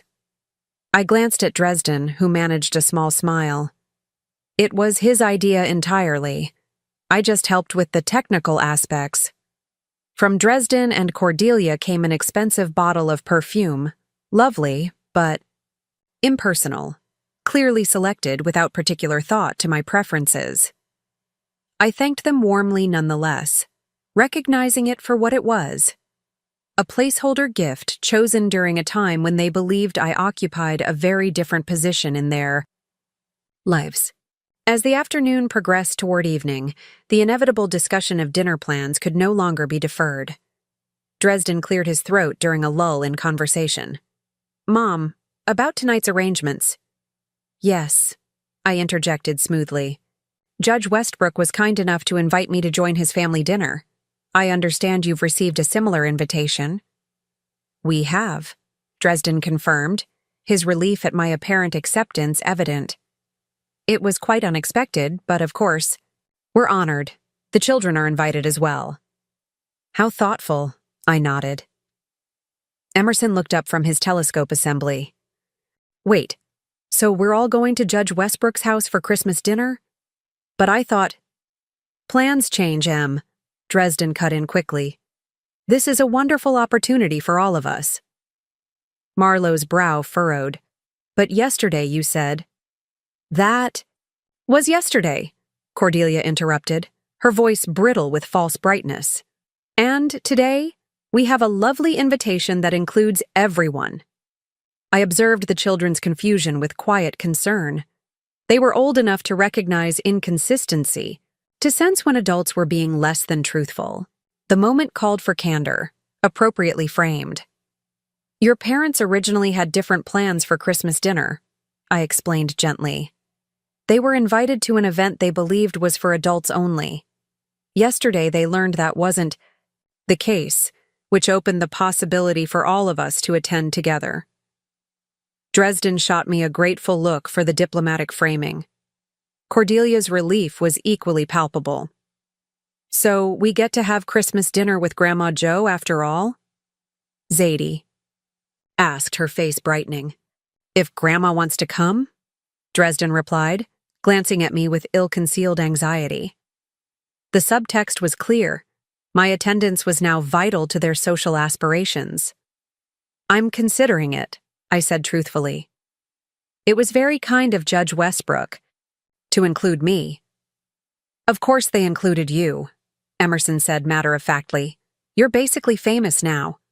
Marlo showed me the article about your donation on her tablet this morning." Dresden's head snapped toward Marlo. "What article?" Marlo shrugged. "It was on the Thornfield Foundation website. Historic Donation Transforms Scholarship Program. There's a whole press release with Grandma's photo and everything." "The foundation works quickly," I remarked. I hadn't expected media coverage quite so soon. "There's coverage beyond the foundation website," Cordelia said tightly.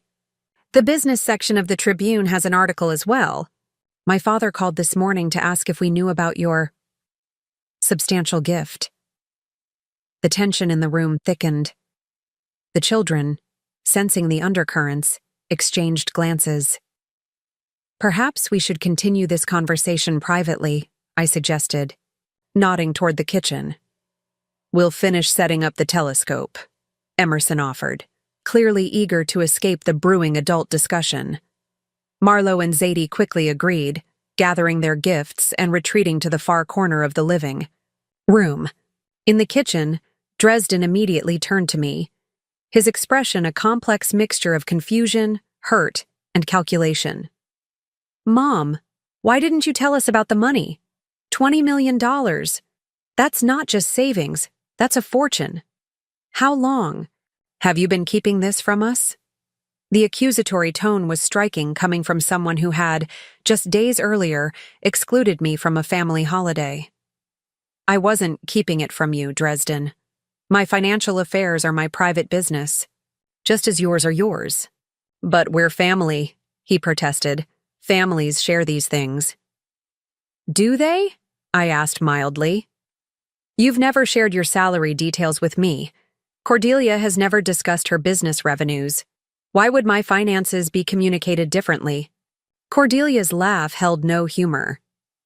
"Because $20 million isn't a detail, Josephine. It's life-changing wealth. Wealth that could have—" She stopped abruptly. "Could have what?" I prompted. "Benefited you directly instead of funding. Educational opportunities for deserving students? Is that what you're suggesting?" Dresden at least had the grace to look uncomfortable. "That's not what she meant. Isn't it?" I challenged gently. "Let's be honest with each other, finally. You assumed my modest lifestyle reflected modest means. You accepted my financial assistance when offered but never inquired about my own security or future. And when you believed I had nothing left to contribute monetarily, you determined I wasn't worth including in your holiday celebrations." "That's not fair," Dresden began, but the protest sounded hollow even to his own ears. "What's not fair," I continued, "is discovering that the family I've supported emotionally, practically and financially for decades, considers me disposable when I'm no longer perceived as useful. That's the true unfairness here, Dresden, not my private financial decisions." Cordelia's posture had become increasingly rigid as our conversation progressed. Now she spoke, her voice tight with barely controlled anger. "And what about Esmeralda Torres? Was that your doing as well?" I met her gaze steadily. "If you're asking whether I informed her about the striking similarities between her proprietary designs and your published work, yes. She deserved to know." "You deliberately sabotaged my career," she hissed. "Do you have any idea what this could do to my reputation? To our standing in the community?" "I didn't sabotage anything, Cordelia. I simply facilitated transparency. Your decisions regarding other designers' intellectual property created this situation. not my actions in response to it. Dresden looked between us, clearly struggling to keep pace with the implications. Wait, what exactly is happening with Esmeralda Torres? Cordelia's flush deepened. It's a misunderstanding. A matter of parallel creative development. These things happen in design. These particular things happen to be potential copyright infringement, I noted. But that's a separate issue from our current discussion. The point remains. When you believed I had nothing of material value to offer, I became expendable to you both. That reality can't be undone by yesterday's revelation about my finances. Dresden ran a hand through his hair, frustration evident in every line of his body. So this is punishment? Giving away the money that should have been our inheritance? Humiliating us in front of the Westbrooks? Is that your goal here? His words revealed so much about his perspective, the automatic assumption that my assets were rightfully their inheritance, the belief that my independent actions constituted punishment rather than autonomy. It was illuminating and deeply saddening. This isn't about punishment, Dresden, I said quietly. It's about alignment. My resources should support my values. The Thornfield Foundation's mission of educational access reflects what I believe matters most in this world. My decision honors that belief. And what about your belief in family? He challenged. In supporting your own flesh and blood? I've supported you consistently throughout your life, I reminded him. Your education, your first home down payment, your business ventures, I've contributed to them all without hesitation. What I won't support is being valued only for what I can provide materially or practically. That's not family, that's transaction. Cordelia's phone chimed again. She glanced at it, her expression darkening further. Wonderful. My father says the design community is already buzzing about Torres's accusations. Apparently, she's scheduled a press conference for tomorrow. Dresden turned to her, his voice lowered but still audible. Is there any truth to what she's saying? Did you actually copy her designs? The fact that he had to ask, that he couldn't automatically defend his wife's professional integrity, spoke volumes. Cordelia's resulting silence spoke even more. I decided to offer them a path forward, not out of obligation but compassion. Esmeralda values authentic acknowledgement above all else. A public statement recognizing her influence on your work, with appropriate financial compensation for past projects, would likely resolve the situation without legal proceedings. Cordelia's head snapped up. You seem remarkably well informed about her preferences. We've had several productive conversations, I acknowledged. She's more reasonable than her reputation suggests, provided she's treated with professional respect. Dresden looked between us, clearly calculating angles and implications. And if Cordelia makes this acknowledgement, would you consider revisiting your decisions about the foundation donation? Maybe allocate some portion to a family trust instead? The naked transactionality of his proposal confirmed everything I'd come to understand about our relationship. There was no recognition of wrongdoing, no genuine remorse, just strategic repositioning based on updated information. The donation is finalized, I said simply. The documents were executed last week. But that doesn't mean I have nothing left to give. I paused, allowing that statement to register. My home, my personal possessions, and yes, a significant reserve fund remain within my control. How those assets are eventually distributed depends entirely on the nature of our relationship moving forward. Hope flickered in Dresden's eyes. Not hope for reconciliation or understanding, but for financial salvation. It was both predictable and profoundly disappointing. We should get ready for dinner at the Westbrooks, I continued, glancing at my watch. The children will need time to change, and I should freshen up as well. Then you'll come? Dresden asked quickly. I haven't decided, I replied honestly. It depends on whether I believe my presence would contribute positively to the evening. For the children's sake, I'm inclined to attend, but I won't participate in any pretense of family harmony that doesn't exist. Cordelia's practical nature reasserted itself. What exactly does that mean for tonight? It means I won't pretend we haven't had this conversation, I explained. I won't engage in false displays of familial closeness for social advantage. I'll be cordial and appropriate, nothing more or less. Dresden looked ready to protest, but Cordelia laid a restraining hand on his arm. That's reasonable, she conceded, surprising me slightly with her pragmatism. We should focus on making this evening positive for the children. I nodded in agreement, and we returned to the living room where the grandchildren had successfully assembled the telescope and were taking turns peering through it at the early evening sky, despite the limitations of viewing through a window. Time to prepare for dinner, Dresden announced, his voice forcefully cheerful. We need to leave in about 45 minutes to reach the Westbrooks' home by 6. As the children gathered their gifts and prepared to change for dinner, I pulled Emerson aside briefly. Are you comfortable with these new arrangements? I know sudden changes can be disconcerting. He studied me with surprising perception for a 12-year-old. Is everything okay between you and Dad? You both seem different.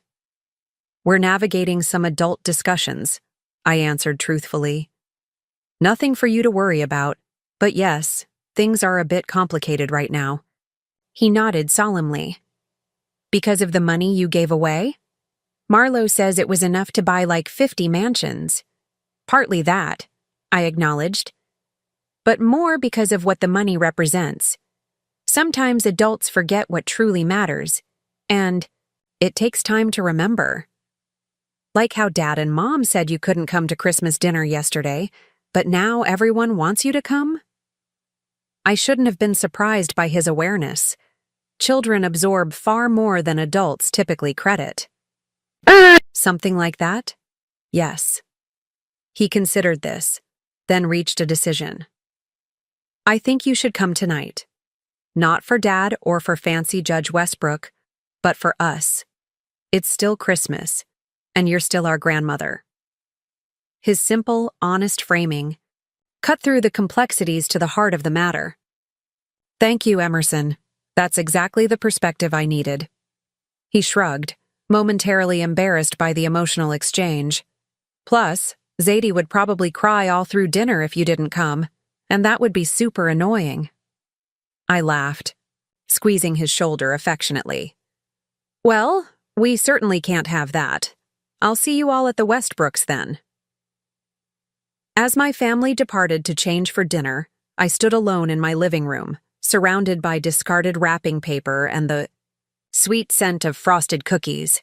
The day had brought difficult truths into the open, painful realities about how my son and daughter-in-law valued me, about the transactional nature of what they considered family. Yet alongside those harsh revelations came unexpected gifts. The genuine love of my grandchildren, the respect of people like Atticus and Imogen Westbrook who valued substance over appearance, and most importantly, my own rediscovered sense of worth independent of others' assessment. I moved toward my bedroom to prepare for the evening, pausing to text Atticus. I'll join you for dinner after all. Looking forward to it. Whatever the night might bring, uncomfortable moments, strategic maneuvering from Dresden and Cordelia, or genuine connection with new friends, I would face it with the clear-eyed honesty that comes from knowing exactly where one stands. For the first time in years, that standing was defined by my own values rather than others' expectations. It felt, in the truest sense, like a gift worth celebrating. The Westbrook estate occupied nearly 12 acres of prime lakefront property in Willowbrook Heights, its Georgian architecture softened by strategic landscaping that had matured over 3 decades. As I navigated my car along the private drive lined with centuries-old oak trees wrapped in white lights, memories surfaced from decades past, when Rowan and I had attended social functions here during the early years of my career. The house hadn't changed, though the current generation of Westbrooks had modernized the interior while preserving its historic character. I arrived deliberately 15 minutes after Dresden and Cordelia, wanting to observe their initial reception, without my presence. Through the frost-kissed windows, I could see figures moving in the grand salon, the warm glow of chandeliers creating a tableau of elegant holiday gathering. Taking a deep breath of crisp December air, I approached the front entrance where a uniformed staff member greeted me with professional warmth. "Mrs. Merritt, Judge Westbrook asked me to escort you directly to the library when you arrived. He mentioned wanting a private word before dinner." The library exceeded even my memories of it. Floor-to-ceiling mahogany shelves holding thousands of volumes, a marble fireplace crackling with actual logs, Persian rugs that muted footsteps into whispers. Atticus Westbrook stood near a globe stand, examining something through a magnifying glass.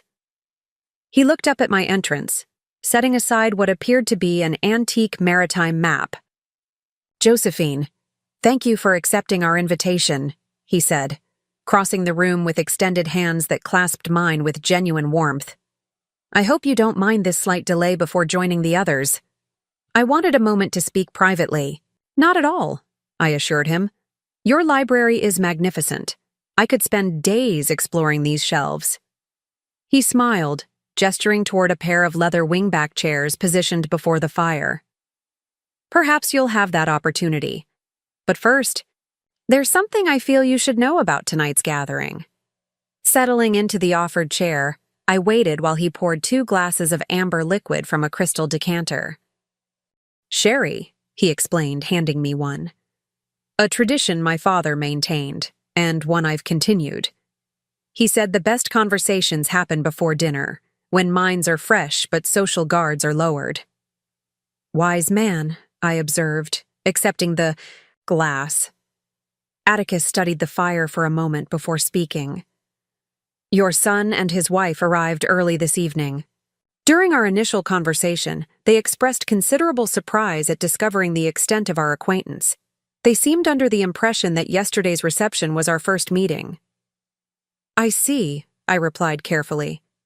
They also shared their version of recent events, how they'd misunderstood the nature of tonight's dinner, how communication issues had resulted in an unfortunate mix-up regarding your inclusion. He paused significantly. Their narrative was quite elaborate, though curiously inconsistent with information I'd received from other sources. "Other sources?" A slight smile played at his lips. "Lucinda Hargrave and I still speak regularly. She mentioned you'd called her recently to inquire about my supposed age restrictions for social gatherings." I nodded, appreciating his directness. I suspected the story I'd been given wasn't entirely accurate. "It wasn't accurate at all," he confirmed. More troublingly, when I gently challenged their account, they attempted to reframe it as a protective measure, that they were shielding you from potentially demanding social situations due to your advancing years. His bushy eyebrows drew together in disapproval. The condescension was quite remarkable. Setting down my sherry, I chose my words carefully. Dresden and Cordelia are navigating complex waters. Professional ambitions, social aspirations, financial pressures. Sometimes people lose sight of fundamental values in pursuit of perceived advancement. Diplomatically stated, Atticus acknowledged. Though I suspect the reality is less charitable. What concerns me, Josephine, is the pattern of behavior I'm observing. Your extraordinary generosity to the Foundation, their sudden reversal regarding your inclusion tonight, the way they've positioned themselves since arriving, it all suggests a relationship based primarily on material considerations. The fire crackled softly in the ensuing silence. Through the closed library doors, I could hear muffled conversation and laughter from other guests gathering in distant rooms. What concerns me, Atticus continued, is that they've badly miscalculated both my values and my intelligence. I've built my career on reading people accurately. Your son and daughter-in-law appear to believe they can manipulate perceptions through charm and strategic positioning. They fail to understand that character reveals itself most clearly in how we treat those we perceive as having nothing left to offer us. Hence your father's advice about the significance of pre-dinner conversations? I suggested. He smiled more broadly. Precisely. By the time most people realize they're being evaluated, they've already shown their true nature. He leaned forward slightly. Josephine, I invited you tonight not just as a fellow philanthropist or respected colleague, but because I believe you deserve to be surrounded by people who value you for yourself, not for what you can provide. What transpires this evening may be illuminating, perhaps uncomfortably so, but please know you have genuine friends here. Moved by his consideration, I reached across to briefly touch his hand. Thank you, Atticus. Your kindness means more than you know. He nodded, standing to escort me toward the door. Shall we join the others? I believe dinner will prove educational for all involved. The main salon buzzed with conversation as we entered. Perhaps 40 people had gathered, a mix of established families, younger professionals, and what appeared to be several foundation scholarship recipients. I spotted my grandchildren immediately. Emerson engaged in animated discussion with an elderly gentleman I recognized as a former university chancellor, Marlowe examining an antique telescope with Atticus's granddaughter, and Zadie performing what appeared to be an impromptu theatrical piece for several enchanted adults. Dresden and Cordelia stood near the center of the room, champagne flutes in hand, their postures revealing their attempts to project belonging while battling underlying anxiety. Cordelia wore an ice blue gown that, while beautiful, seemed almost too formal for the occasion, as if she'd dressed for the event she imagined rather than the one actually taking place. Dresden's navy suit was impeccable, his smile practiced, his laugh slightly too loud. Several guests approached to offer congratulations on my foundation gift. A distinguished woman in her 60s, whom Atticus introduced as Dr. Helena Marchmont, head of the Regional Arts Council, clasped my hands warmly. Your generosity will transform countless lives, she said. Though I must confess, I'm equally impressed by the strategic structure of your endowment. The mentorship component is particularly brilliant. As we conversed, I noticed Dresden and Cordelia gradually gravitating closer, clearly wanting to insert themselves into the discussion, but uncertain how to proceed. Finally, Dresden stepped forward during a natural pause. Dr. Marchmont, he interjected smoothly, I don't believe you've met my wife, Cordelia. She's also deeply involved in the arts through her interior design practice. Cordelia extended, her hand, her smile bright but strained. Such a pleasure. I've long admired your work with emerging artists. Dr. Marchmont's response was polite but measured. How nice. And your design specialty is? High-end residential primarily, Cordelia replied, though I'm expanding into boutique commercial spaces. In fact, I was just telling Judge Westbrook about my recent feature in Architectural Horizon. Yes, I believe I saw that piece, Dr. Marchmont interrupted mildly. There was some discussion about it at our last board meeting. Several members noted striking similarities to Esmeralda Torres's work. Are you familiar with her portfolio? Cordelia's carefully constructed composure cracked slightly. There may be some superficial resemblances. Parallel creative development is common in design. Indeed, Dr. Marchmont said, her tone neutral, but her gaze sharp. Though I understand Torres herself has expressed concerns about the parallels. She serves on our International Advisory Committee, you know. Quite protective of her intellectual property. Dresden attempted to redirect the conversation. Design influences are so complex, aren't they? Like ripples in water, inspiration flows in many directions. Sometimes, Dr. Marchmont agreed, though plagiarism flows in only one. She turned back to me, effectively dismissing them. Josephine, I'd love to discuss your thoughts on arts education integration with the scholarship program. Perhaps after dinner? As we moved away, I caught Dresden's stricken expression. The evening was not unfolding as he'd envisioned. Rather than gaining social capital through association with me, they were discovering that their own reputations preceded them in ways they hadn't anticipated. Imogen Westbrook appeared at my elbow, resplendent in deep burgundy silk. "The children are delightful," she observed, nodding toward where Zadie was now demonstrating what appeared to be an interpretive dance about snow angels. "Particularly the youngest. Such uninhibited joy." "They're my greatest treasure," I replied sincerely. "And they clearly adore you," she continued. "Though I notice their parents seem anxious about your interactions with other guests. Curious, considering yesterday they were apparently content to celebrate without you entirely." The observation was pointed, but not unkind. "Family dynamics can be complicated," I offered. "Indeed, though some complications are more self-inflicted than others." She guided me toward a quieter corner. "Atticus filled me in on your conversation. I hope you know we see through facades rather quickly in this house. Your son and his wife are performing a version of themselves they think we want to see, failing to understand we'd prefer authenticity to artifice." Before I could respond, a bell chimed softly, and Atticus's voice carried across the room. "Friends, if you would join us in the dining room, dinner is served."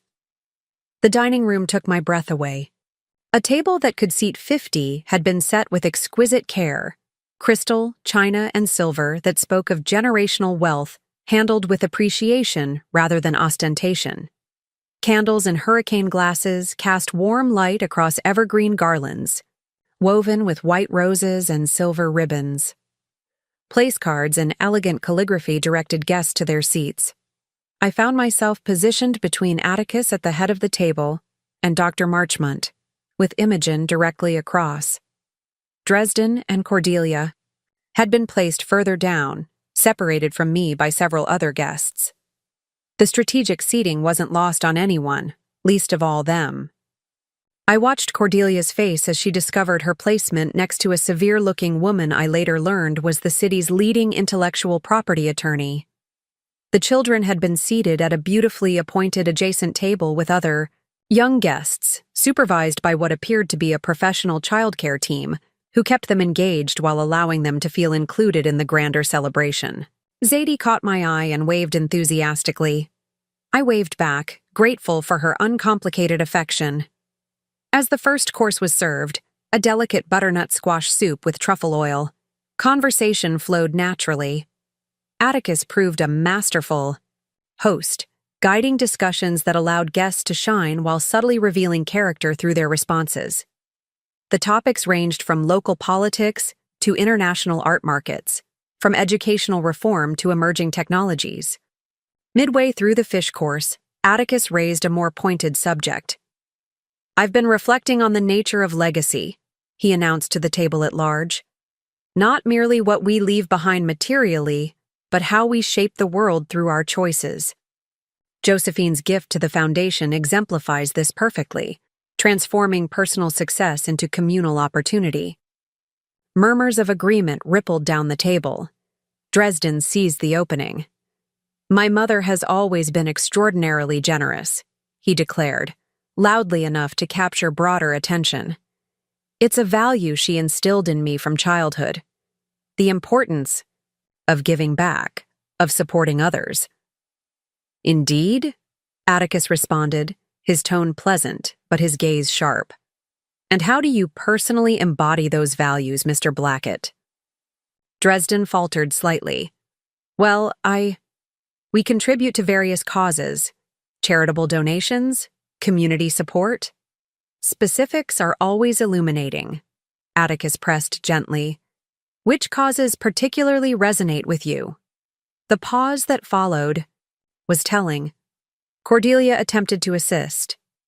"We've been exploring various philanthropic opportunities, haven't we, darling?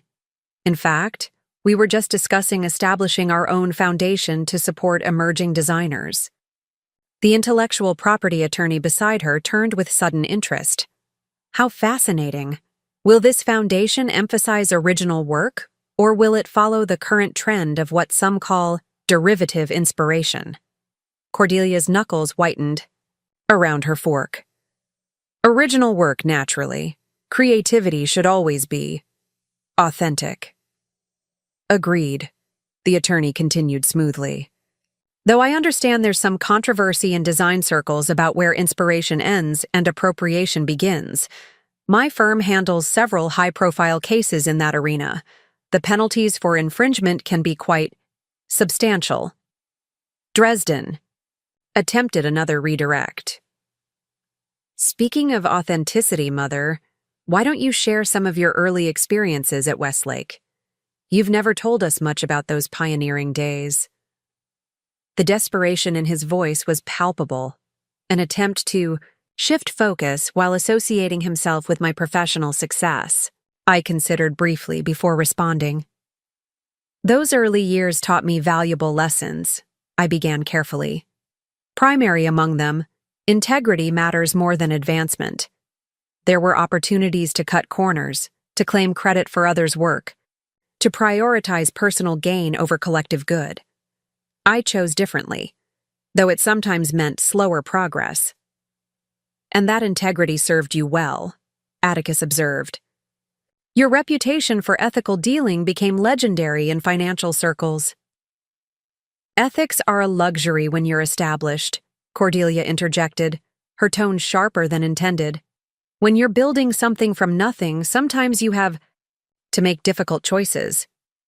The room temperature seemed to drop several degrees. Dr. Marchmont raised an eyebrow. Are you suggesting ethical compromise is justified by ambition? Realizing her misstep, Cordelia backpedaled hastily. No, of course not. I simply meant that different generations face different challenges.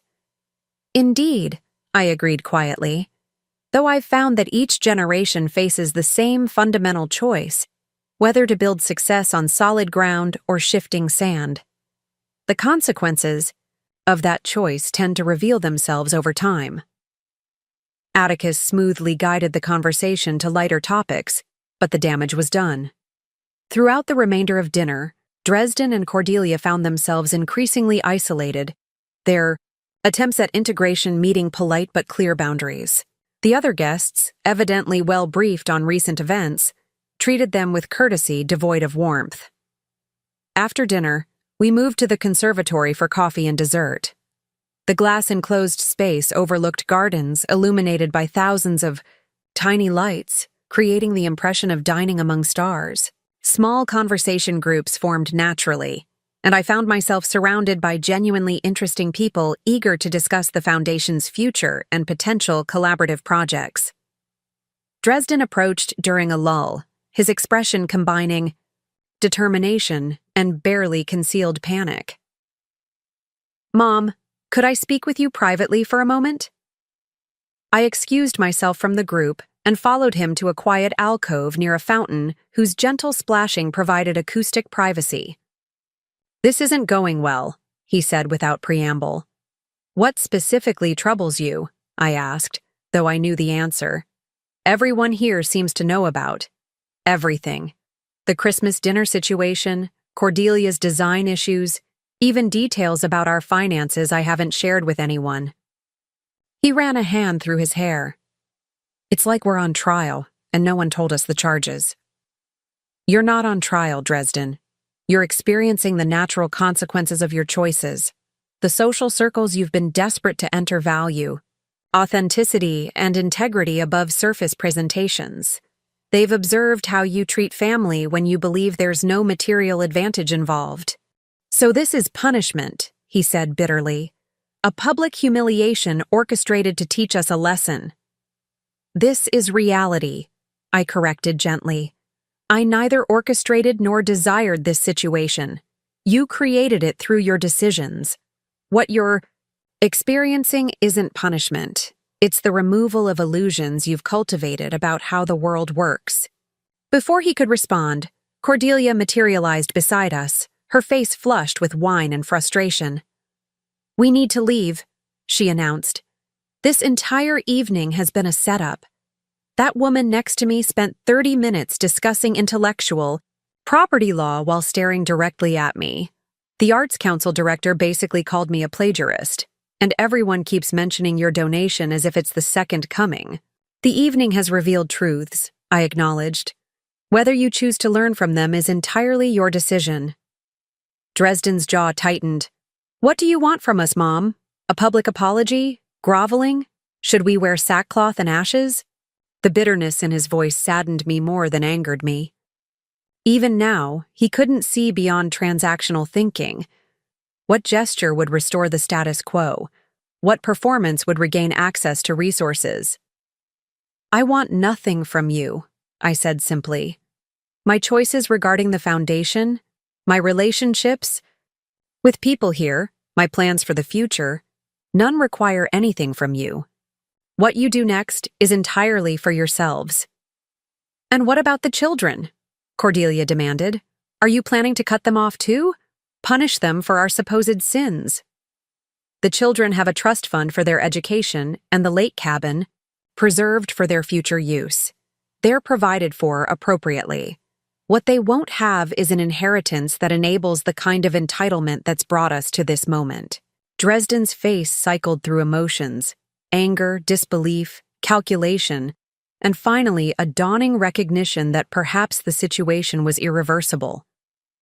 So that's it? 40 years of being your son and you're writing me off completely? I'm not writing you off, Dresden. I'm acknowledging who you've chosen to become. There's a difference between loving someone and enabling their worst impulses. I will always love you as my son, but I won't continue supporting behaviors that diminish both of us. Emerson appeared around a potted palm, his young face creased with concern. Dad, Mom says we need to leave, but Zadie's in the middle of showing everyone her snow angel dance. Do we have to go right now? The interruption broke the tension. Momentarily. Dresden visibly struggled to compose himself. Let her finish the dance, he said finally. We'll leave in a few minutes. Emerson looked between us, clearly sensing the undercurrents. Grandma, are you coming with us? I'll stay. A bit longer, I told him gently. But I'll see you soon, and we'll plan that camping trip to the cabin we discussed. His face brightened. The meteor shower weekend? Exactly. Just you, me, and the stars.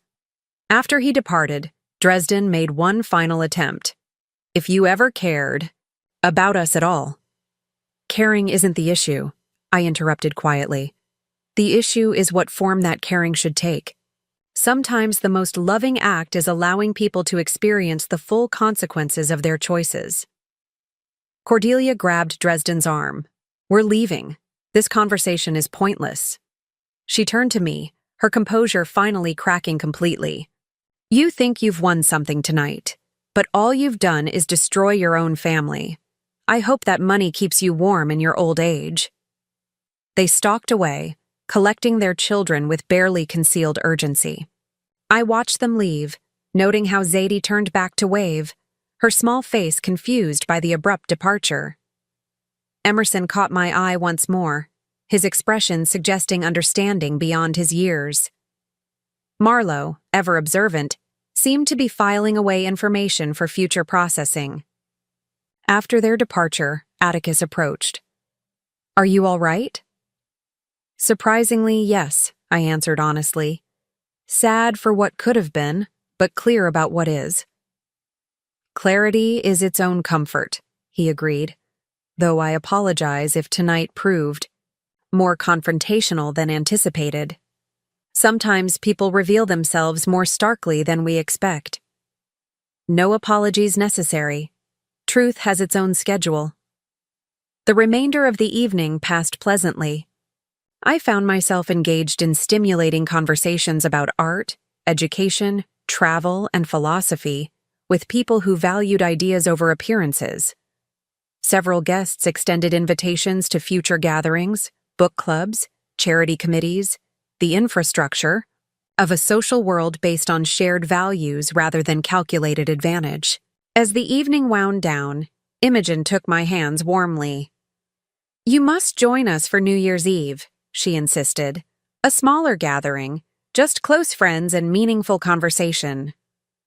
I'd be honored, I accepted, recognizing the invitation for what it was: inclusion in a circle that valued authenticity over artifice. Driving home through streets still decorated with holiday lights, I reflected on the evening's revelations. Dresden and Cordelia would likely paint me as the villain in their narrative, the controlling mother who wielded wealth as a weapon. They might never understand that my actions stemmed not from vengeance but from clarity, not from cruelty, but from the recognition that enabling their behavior served no one, least of all themselves. The trust for the grandchildren would ensure their education and preserve the cabin where genuine memories lived. Perhaps, as they matured, they would understand the difference between love that enables and love that elevates. Perhaps Dresden himself might eventually recognize that being excluded from material inheritance had freed him to discover who he might become without the cushion of unearned wealth. Or perhaps not. Some lessons come too late. Some insights remain forever out of reach. What I knew with certainty was that my own path forward was clear. The foundation would carry forward values I cherished. New friendships would provide the warmth of genuine connection. And most importantly, I would face whatever years remained with the dignity of someone who had finally learned that self-respect cannot be bought, sold, or sacrificed for the approval of others, even those we love. As I pulled into my driveway, my phone chimed with a message from Emerson. "Grandma, I put the meteor shower dates in my calendar. Can we practice using the telescope before then? Love you." I smiled, typing back. "Every clear night between now and then. Love you too." Some inheritances transcend money, the gift of time, attention, and authentic love. These I would continue to give freely, not from obligation, but from the joy of genuine connection. The rest, the material concerns that had distorted family relationships, would find their proper place, funding dreams for students who valued opportunity, supporting causes that multiplied compassion in the world. Entering my quiet apartment, I felt neither triumph nor regret, only a deep sense of alignment. Tomorrow would bring its own challenges and revelations. Dresden and Cordelia would likely attempt various strategies to restore their position, perhaps legal challenges to the donation, maybe emotional manipulation through the children, possibly even genuine reflection, though that seemed least likely. Whatever came, I would meet it with the steady grace of someone who had finally learned the most valuable lesson of all: that true wealth lies not in what we accumulate, but in who we choose to become. Not in what others think of us, but in the peace that comes from acting with integrity. Outside, snow began to fall softly, each flake unique yet part of a larger pattern. Like the evening's events, like the choices that had brought us all to this moment, like the future now unfolding. Individual elements combining to create something both beautiful and inevitable. I made myself tea, settled into my favorite chair, and opened a book of poetry I'd been meaning to finish. Tomorrow was another day. Tonight, I was exactly where I needed to be, at peace with my choices, clear in my values, and finally, fully free. Up next, you've got 2 more standout stories right on your screen. If this one hit the mark, you won't want to pass these up. Just click and check them out.